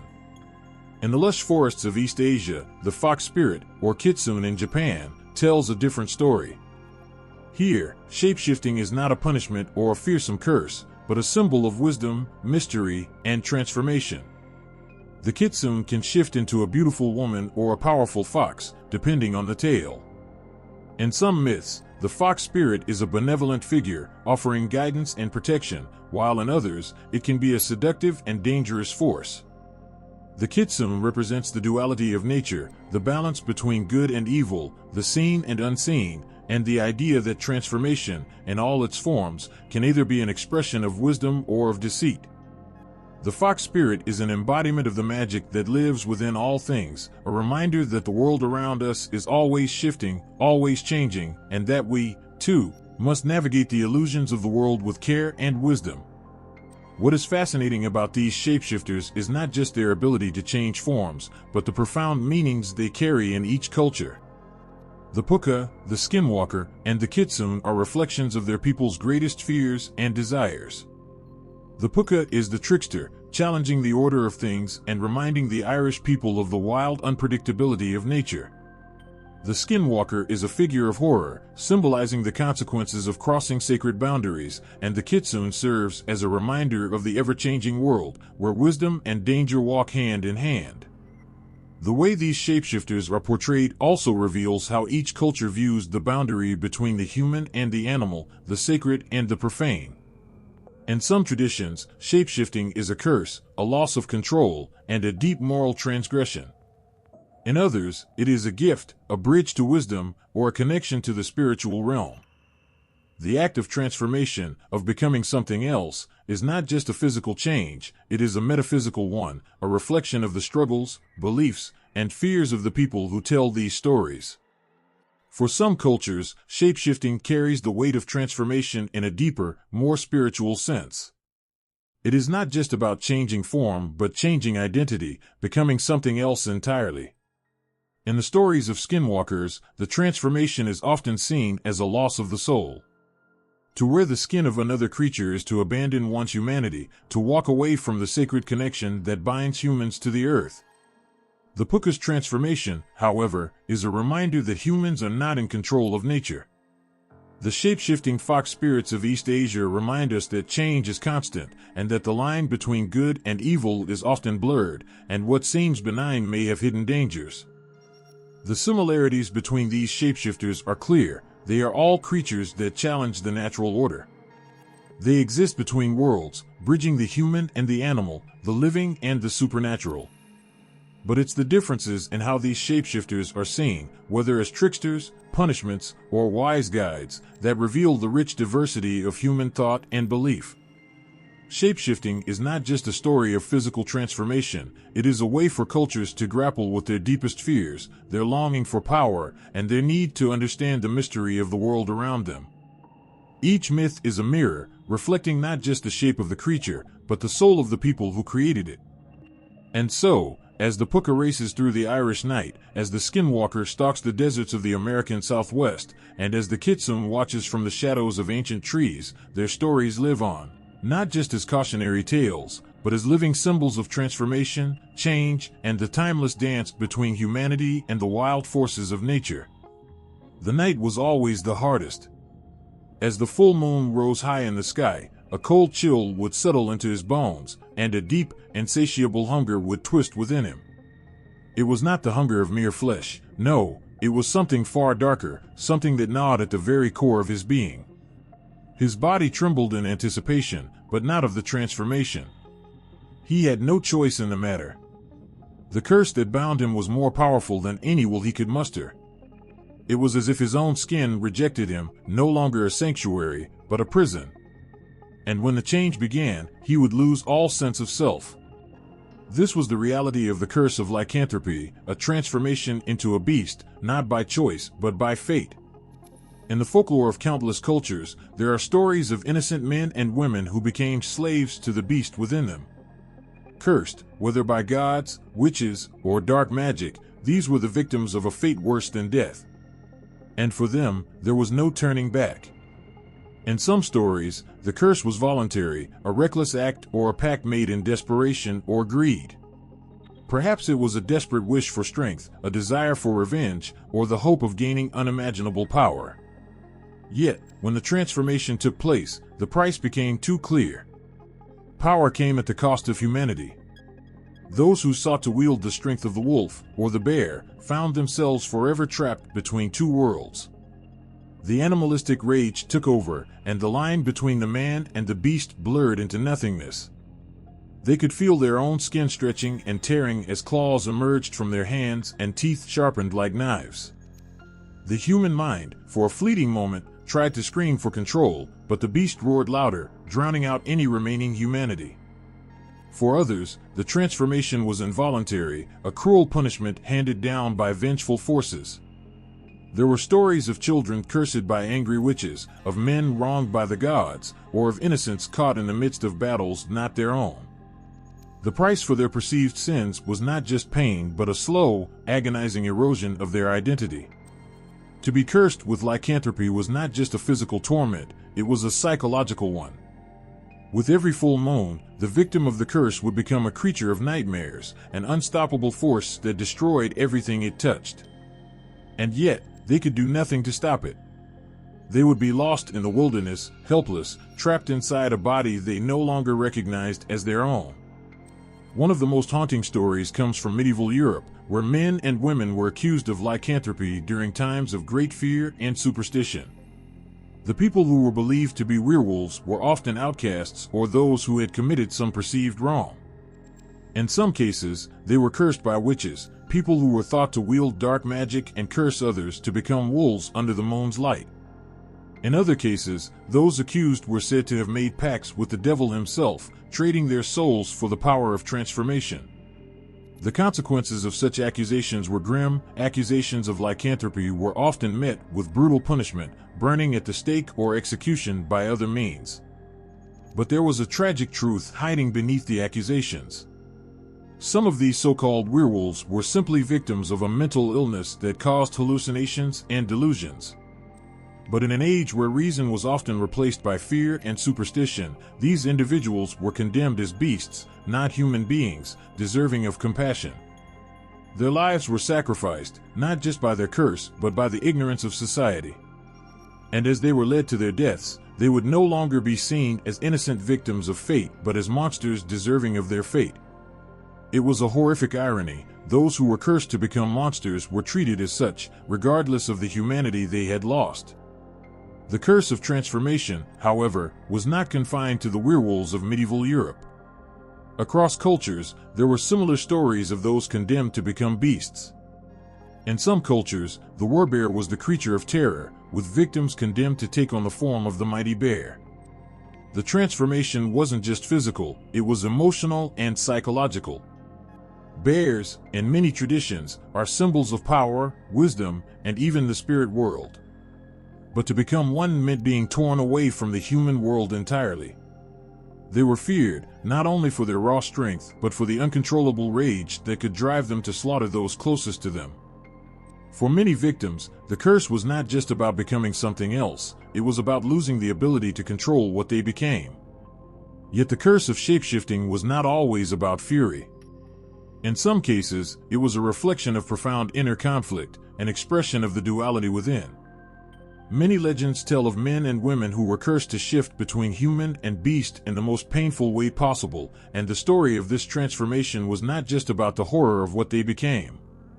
It was about what they could no longer be. With every transformation, they would lose more of themselves, until they were nothing but the creature, wild and untamed. Their humanity was stolen from them, piece by piece, leaving nothing behind but a creature driven by primal instincts. The social consequences of these transformations were just as devastating. For those cursed to shift into wolves or bears, relationships with their families and loved ones were shattered. Friends and loved ones would no longer recognize the person they once knew. In some cases, the transformed individual would be cast out, forced to live alone in the wilderness, separated from society. They would wander through the night, hunted by both the animal they had become and the people who no longer trusted them. The curse was not only a punishment for the individual, but a punishment for those who loved them. It was the ultimate betrayal. The curse of lycanthropy was not just a punishment for the soul, but for the heart as well. In some stories, the transformation could be lifted, but not without great sacrifice. The curse could be broken only through acts of great heroism or sacrifice, through an act of redemption that would reclaim the soul lost to the beast. But redemption came at a great cost. For many, the curse was their destiny, a fate from which there was no escape. And in the end, they would come to realize that the greatest tragedy was not the beast they became, but the person they had been before the curse was ever placed upon them. The curse of lycanthropy, whether voluntary or involuntary, was more than just a change of form, it was a change of identity. It was a loss of self, a descent into darkness that could only be matched by the cruelty of the world around them. And as the moon rose higher, casting its silver light on the land, the cursed would wait in silence, knowing that with each passing hour, their nightmare would come again. The moon hung high in the sky, casting a pale, eerie glow over the land. Its cold, unblinking eyes seemed to pierce the stillness of the night, reflecting an ancient power that had shaped the lives of so many. For those who were cursed, this light was no blessing, it was a harbinger of terror. Every full moon, something inside them stirred, something primal and uncontrollable. There was no escape from the pull of the moon, not for them. It was as if the very tides of the earth, the ebb and flow of the oceans, were mirrored in their blood. As the full moon rose, it didn't just light the night, it awakened something dark, something deep within. The moon didn't just illuminate the world, it cast a shadow over the mind, shifting thoughts, distorting emotions, and unleashing an uncontrollable hunger that no man could tame. The full moon and lycanthropy were bound together in a dance as old as time. Its connection to the transformation was as much a part of the curse as the beast itself. For centuries, people have looked to the moon and whispered of its power.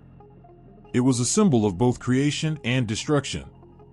In myths and stories, it was said to have the ability to change the very fabric of reality, pulling the tides of the seas, and stirring the hearts of those bound by the curse of lycanthropy.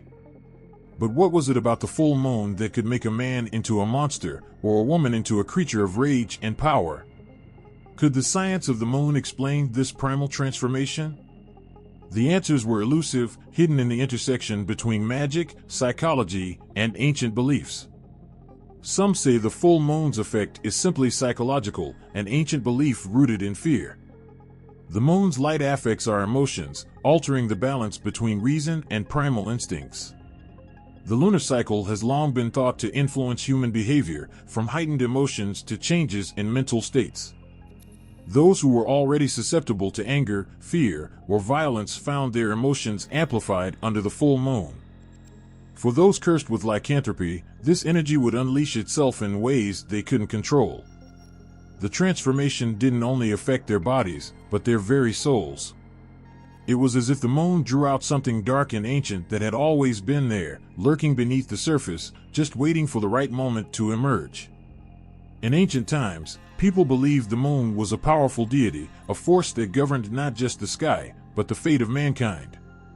It was often associated with the supernatural, and myths suggested that the moon held sway over the living and the dead. The connection between lycanthropy and the full moon wasn't just a matter of physical transformation, it was a spiritual one. The moon was thought to be a guide for shapeshifters, a cosmic influence that determined their fate. Every full moon marked a moment in time when they were no longer in control of their destiny. They were slaves to the moon's power.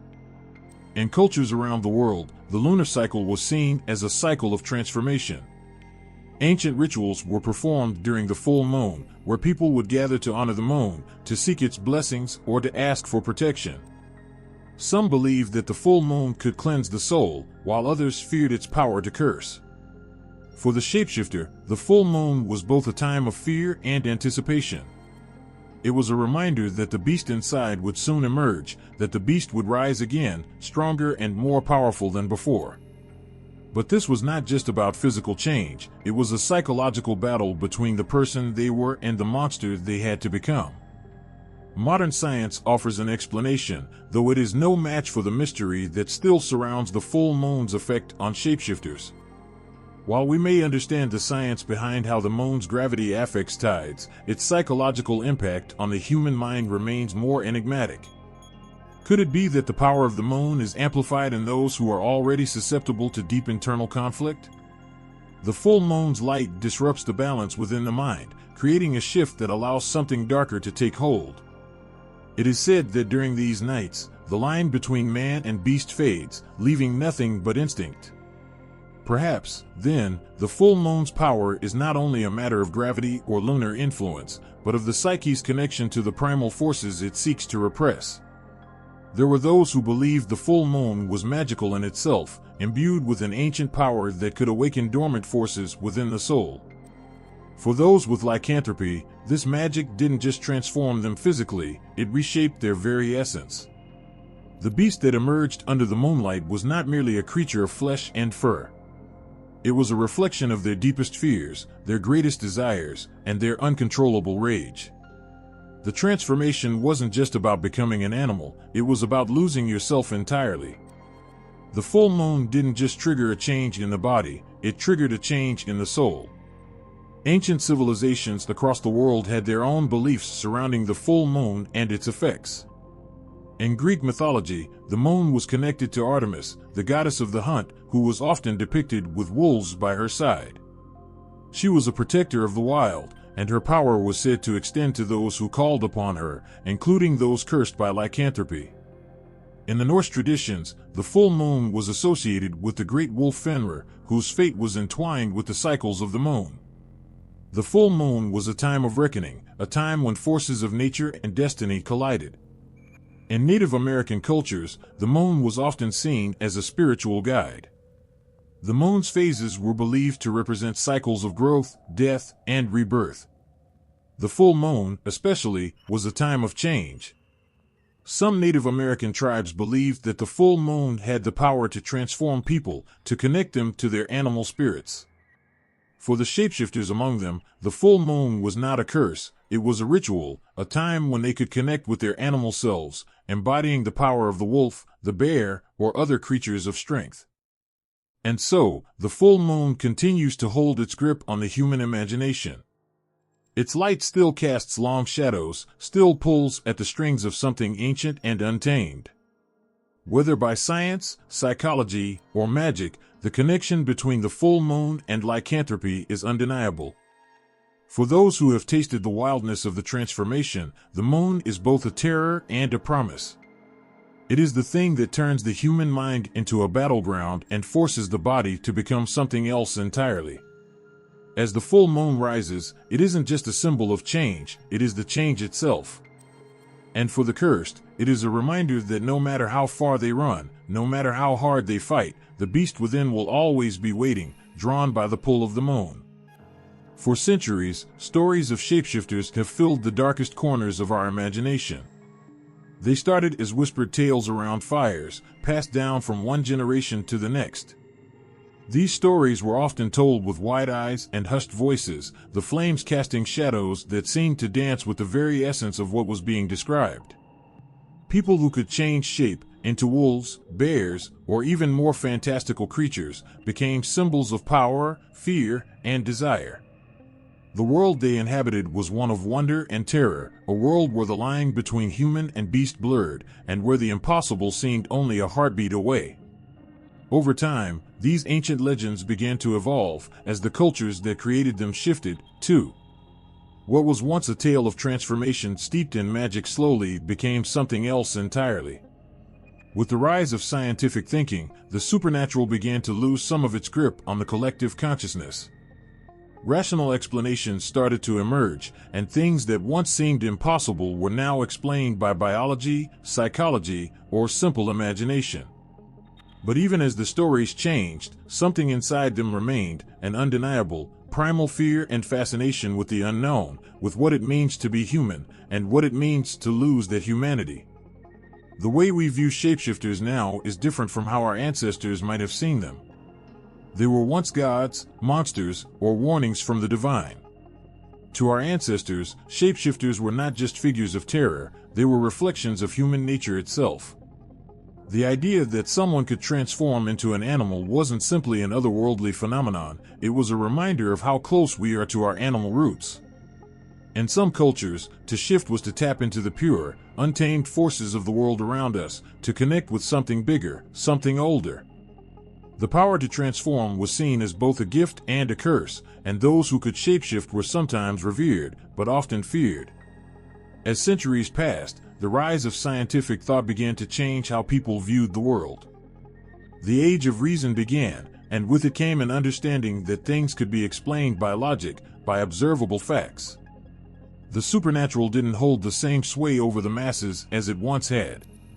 But the stories, those ancient whispers, still clung to the edges of human imagination. Even in a world of science, there was something about shapeshifting, something about the idea of losing yourself, of becoming something else, that was too compelling to fully erase. It wasn't that we stopped believing in shapeshifters, it was that we started interpreting them differently.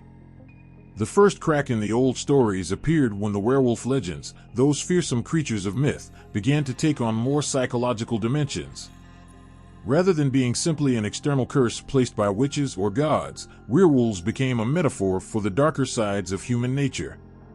The idea of losing control, of being at the mercy of some inner beast, became central to the stories.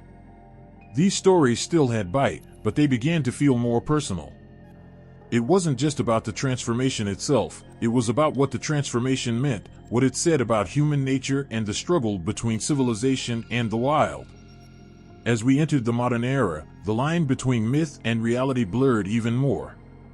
Literature, film, and later television transformed these ancient myths into stories that still haunted our dreams. Writers began to reimagine shapeshifters, not just as villains or creatures of terror, but as tragic heroes and anti-heroes. The transformation was no longer just a curse, it was a battle, a struggle for identity. In books and films, the shapeshifter began to evolve from a monster into something more complex, more sympathetic. A werewolf wasn't just someone who turned into a savage beast during the full moon, it was someone struggling with the duality of their nature. This was a transformation not only of the body but of the soul. The themes of transformation became less about what was lost and more about what was gained, or what could still be saved. At the same time, a shift occurred in the way the supernatural was treated in popular culture. Rather than being feared or revered as dangerous forces, shapeshifters became characters in fantastical narratives, their legends blending with the growing genre of fantasy. The new shapeshifters weren't always cursed or driven by dark magic, they were often presented as part of a larger, magical world where such transformations were simply another facet of existence. This shift allowed for a more nuanced exploration of identity, power, and the human condition. The shapeshifter became less a warning of our primal instincts and more an expression of the struggles people face in understanding themselves in a complex world. In modern fantasy, shapeshifting often isn't just an individual battle, it's a way of exploring complex relationships between different societies, cultures, or even species. Characters who shift between human and animal forms represent more than just physical change, they are symbols of otherness, of the spaces between what we are and what we could be. These modern interpretations of shapeshifters are as much about societal and cultural evolution as they are about the individual. They reflect the ever-changing human experience, where identity is constantly questioned, and the boundaries between good and evil, right and wrong, are not as clear as they once seemed. And yet, despite all the shifts in interpretation, the essence of the shapeshifter, the monster, the hero, the cursed soul, remains the same. The heart of the legend is still a reflection of something deep within us all, the fear of losing control, the pull of our more primitive instincts, and the desire for something greater, something more powerful. No matter how much the stories change or how modern the setting becomes, there is still something primal in the shapeshifter's story.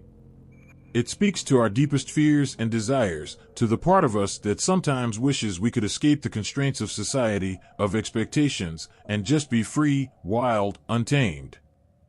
The evolution of shapeshifting legends is not just a tale of changing cultures and ideas, it's a testament to the enduring power of myth. Even as we become more rational, more grounded in science, the legends of shapeshifters remain. They continue to evolve, to adapt, to speak to us in new ways, but they never quite lose that old power, the power to frighten, to fascinate, and to remind us that, no matter how much we change, we are never completely separate from the wild things inside us. There are some stories so chilling, so strange, that they blur the lines between reality and myth, leaving you questioning what's real and what's not. Imagine being told, in the calmest voice, that someone you know, someone who seems completely human, claims to have transformed into an animal, into a wolf, a bear, something wild and untamed. They speak with a certainty that shakes you to your core, as if the transformation they describe isn't a fantasy, but something they've truly experienced. These aren't just tales passed down through generations, they are the raw, unsettling accounts of real people who believe they have lived through the unimaginable. In every culture, there are whispers of shapeshifters, people who can transform, sometimes by choice, sometimes by curse. But what happens when the stories move beyond the pages of folklore and into the realm of the living? People from all walks of life have claimed to experience shapeshifting, to feel their bodies twist and change, becoming something else entirely. These claims have been made throughout history, from small villages to the bustling cities of Europe and beyond. Whether in the cold, remote corners of Siberia, or in the dense forests of North America, there are records of individuals who have sworn that they have turned into wolves, bears, or creatures beyond belief. Some of them speak of it with pride, as if it's a gift, others speak in terrified whispers, haunted by what they can no longer explain. One of the most unsettling cases comes from the centuries-old medical phenomenon known as lycanthropy. It was once believed that those who claimed to have transformed into wolves were victims of a rare psychiatric disorder. These individuals, suffering from a break in reality, truly believed they had become wolves. The disorder, named after the ancient myth of lycanthropy, was a terrifying affliction. Those suffering from it would exhibit wild, animalistic behavior, growling, howling, and even acting as if they were incapable of human reasoning. The line between what was real and what was imagined became impossible to separate. Were these people victims of a powerful delusion? Or were they experiencing something that defied explanation? Psychiatrists have long tried to understand the psychological roots of lycanthropy. Some claim that the symptoms are the result of severe mental illness, while others suggest it could be a response to extreme stress or trauma. There have been recorded instances throughout history where individuals in states of intense emotional turmoil or psychological distress have claimed that they could transform into animals. The descriptions are often the same: uncontrollable urges to howl, grow claws, and feel the wildness of an animal within. It is as if the individual becomes someone else entirely, no longer bound by human form, but by the instinctive power of the creatures they believe themselves to be. One chilling case from the 16th century tells the story of a French man who was accused of being a werewolf. He confessed to transforming into a wolf and committing horrific acts, and the locals, gripped by fear, believed him. His behavior became more and more feral, and his eyes seemed to burn with the wildness of the beasts he claimed to become. His transformation, whether real or a product of his own mind, terrified an entire community, and his fate was sealed when he was executed for the gruesome acts he admitted to committing during his supposed transformations. But the mystery lingers. Was he truly cursed, or was his mind caught in a terrifying spiral of delusion? In other parts of the world, stories are told of individuals who didn't suffer from mental illness but were seen as cursed, doomed to turn into beasts at certain times. In parts of Siberia, for example, there have been accounts of men and women who believed they had been marked by spirits to transform into bears. They would disappear into the wilderness for days at a time, returning with wild eyes and strange, unexplainable behaviors. They could sense the presence of danger as an animal would, and sometimes they would disappear again, vanishing into the mountains, into the snow-covered forests, leaving behind nothing but mystery. Were these individuals simply living out ancient myths, or were they victims of something far beyond our understanding? The history of shapeshifting stories is also filled with people accused of being witches, particularly in Europe during the medieval and early modern periods. In these dark times, any abnormal behavior, any claim of transformation, could lead to accusations of witchcraft. People would be dragged into courts, forced to confess under duress or threat of death, confessing to things that seemed unbelievable. They were said to have used magic, dark potions, or pacts with spirits to change their forms. Whether the accusations were based in truth or simply superstition doesn't seem to matter anymore. What's left are the chilling confessions of men and women who were too frightened, too isolated, to defend themselves. In some ways, these accounts of shapeshifting aren't just about the physical transformation they describe, but about the mind's ability to believe in the impossible. The psychology behind shapeshifting claims is a tangled web of imagination, fear, and belief. It's easy to dismiss these stories as mental illness, to write them off as mere hallucinations or fantasies. But what if there's something deeper at play? What if there is something in the human mind that yearns for this transformation, something so powerful that it can alter perception itself, turning fantasy into a grim reality? In more modern times, the search for explanations has taken on a more scientific angle. Mental health professionals are still trying to understand why some individuals claim to experience shapeshifting. There are cases of people suffering from dissociative identity disorder, for example, where the individual may lose touch with their sense of self and, in moments of extreme distress, believe they are someone or something else.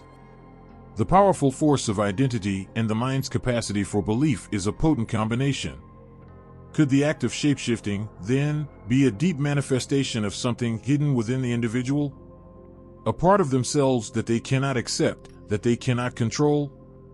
Throughout history, there have been countless records of those who have claimed to have witnessed or experienced shapeshifting. In some cultures, these stories are told with reverence, while in others they are seen as horrifying warnings. No matter where these stories come from, one thing remains clear: the fear and fascination surrounding shapeshifting transcend time, culture, and belief. Whether the transformation is seen as a curse, a gift, or a product of the mind, the stories persist. And each time someone tells their tale, we are forced to wonder, what is it that lies within us all that brings these ancient fears so powerfully to life? There's something about the wildness of shapeshifting that never truly fades. Even as centuries pass, the echoes of ancient myths still haunt the human soul, reaching into the corners of our modern world. Werewolves, werebears, creatures that once roamed the shadows of folklore, still stir the imagination. Their stories have lived on, passed down through generations, reimagined time and again, yet they still hold that same sense of awe and terror that they did long ago. And as the moon rises high in the sky, the wolf's howl seems to sound just a little louder, like a warning from the past, reminding us that we will never fully escape the pull of the wild. We can look at the many stories of these legendary creatures and see how they've changed through the ages, how they've been woven into the fabric of our collective consciousness. Once, they were creatures of fear, bringing terror to those who saw them.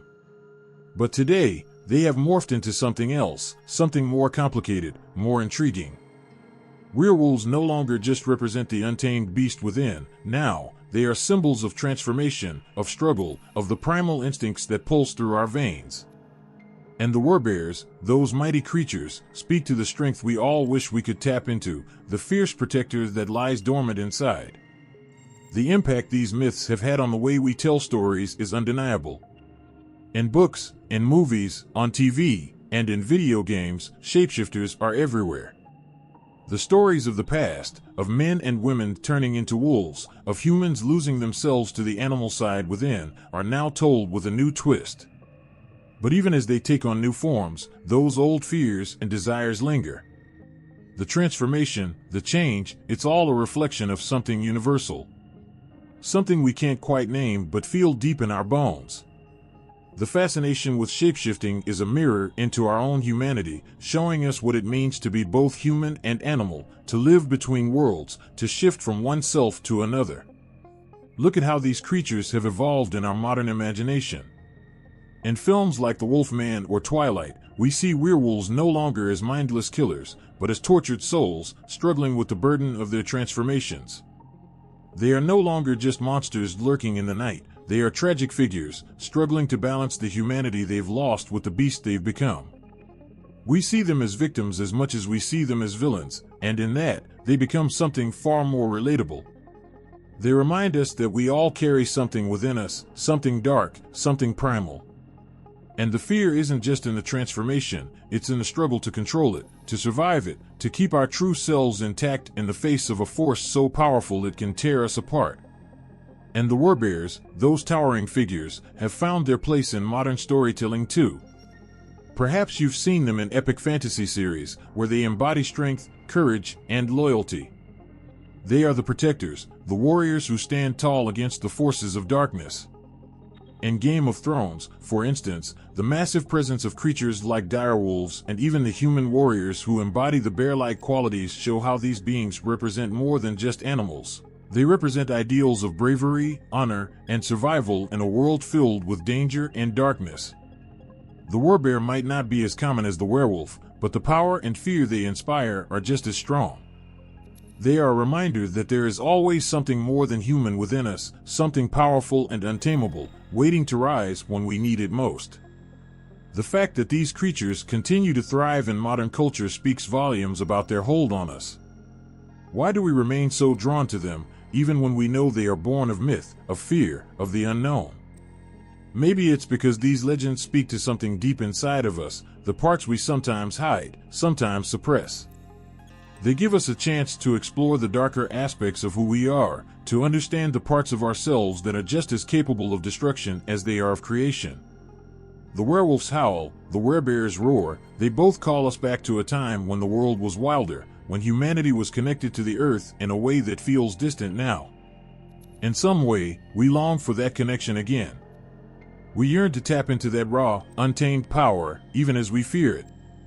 There's something haunting in how these stories have become part of our collective psyche, woven into the fabric of our culture.